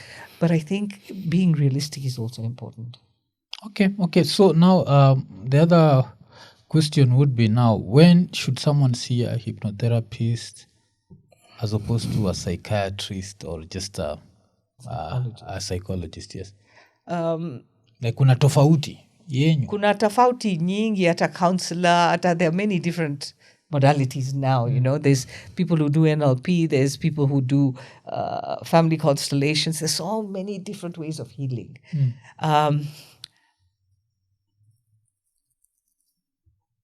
I would say you have to feel it. Oh, okay. Feel it when what you're drawn to. Not everybody would be drawn to hypnotherapy. Not everybody will be drawn to certain modalities. So how we feel and what we're drawn to and what resonates, you can look at a person, you can say, you know what, I want to work with that person. Okay. That same thing, about you being given that card one evening to call someone in radio, that same thing, that's resonance. And resonance can only happen when you're cleaning, like a washing machine. If you're cleaning this body like a washing machine, then your resonance, your intuition starts to get more clearer. Okay. So hypnotherapy, is it just for people dealing with Nini? Ama hata mtu kama mimi who I feel like I'm okay? There's nobody who's okay. There's nobody who's kabisa okay. I always feel like I'm okay. Yeah, but that's the story of. That's what I'm just told. That's what I'm saying. I always feel like, okay, sometimes do I feel all messed up and sad and shit? Yes. But then most of the time I'm like, oh shit, I love life. Oh. Okay, so the reason I say people need therapy is because we're carrying generational baggage. We're carrying so much baggage through so many layers. I've explained some of the layers. Yes. That there's not a single person who wouldn't benefit from any type of therapy. Okay? And sometimes it's not even therapy, because even though I call it therapy, my scope is much wider than doing therapy with people. All right? So just creating different perspectives, seeing life through different lens, discovering things that you had buried, or discovering things that resonate better with you, even if you're okay. So therapy is not something people should be afraid of, be ashamed of, because it's taboo. It's still taboo on our continent. It's something that ought to be looked at, like, coaching, life coaching. And I have psychologists coming to see me. I have counselors coming to see me. And they do their process, because if they don't do their process, they're transferring their gaps to their clients. Okay, I want to say they're bullshit. Yeah, you can say, well, I didn't know how much F and S and yes, I can use. Okay. Because now it's funny, like, because when we're finishing up, we'll finish with like something like more of a joke. So on Monday night, we've just finished shooting. It's around maybe 7 going to 8. And we're downstairs, and I joke and I tell these guys, like, hey, on Wednesday we have the Tazim. She's a hypnotherapist. So any person who's available, just show up. And then there's a friend of ours called Robo. Is like, yeah, jo, mi siwezi tokea juu neza tokea hapo alafu ani-hypnotize niseme nikubali nikuwa na nyonga. It was funny. So he's like the biggest anti-masturbation guy you'll ever meet. So he was there joking that he might make him confess to things he's never. That was really funny. So on that note, I have helped clients to stop the over masturbation. So there's over, but there's porn. But there's over and there's good standard, yes? I don't know, I'm not a man. But as a woman, even women do it. Even as a woman, yeah. I think, again, it goes back to religion. Secure sex is not talked about, and masturbation is part of the sexual activity. Yeah. Whatever rocks your boat. I'm going to finish with that. There was a video of 2 women receiving like a vibrator, and it was trending this past weekend, and one of them just fell down. She was so excited. She tripped herself while going into the building, so it was back to the house. It was super funny. Yeah. But Robo, sijali, hatujafanywa therapy, hatujafanywa hivyo. But he said it as a joke, but it was a funny one. And I hope it changes his mind. Yeah. Robo is afraid he might come for a hypnotherapy session. Afterwards, he'll be here being the, hey, guys, just jerk off. It's okay. I think he's afraid of that. Okay, so if people want to see Tazim, how do they get you? They get you online? People book I have a online. website, tazim.net. My contacts are there. And please don't expect to be Reborn. for me to be available because I don't work that much. I'm working less. I'm 66 now. I also need to, pull back a little bit. Plus, my meditation takes a lot of time. Okay. So I don't work full time. And because I don't work full time, I have to plan. So generally, I'm not available when people call me on the spot. I'm not on the spot therapist. Don't bother. If you want to be seen on the spot, you have to find someone else, for one thing. And secondly, don't do these. Don't imagine that you have lived 300,000 hours and you want to be fixed in 2. That's absolute rubbish also. People don't understand. You need to have time for a process. And thirdly, know that if you're not willing to disclose and be honest and upfront, I will not accept you as a client either. So if you're coming to see me, then you have to be ready and really be willing to heal because you have to do the work. You have to be like me in my dreams. Ndethe. Go and ndethe. Yeah, man. Asante sana, Tazim. This has been a very good eye-opener. How vipi? Yes. Yeah, imekuwa poa. Yeah. It has answered some of my questions. Therapy yangu nashindwa inaweza nipeleka wapi? I know where to begin. Mimi naweza taka kujua. I know where mine starts. Well, thank you. I'm very curious. Like I think I'll see if I can go for one session. We'll talk about what we can do with you. Yeah, nione kama nitakuwa hapo alafu. Lakini sasa sifanya hypnotherapy, fanya ni quit podcast. Tutadili na hizo manyoka.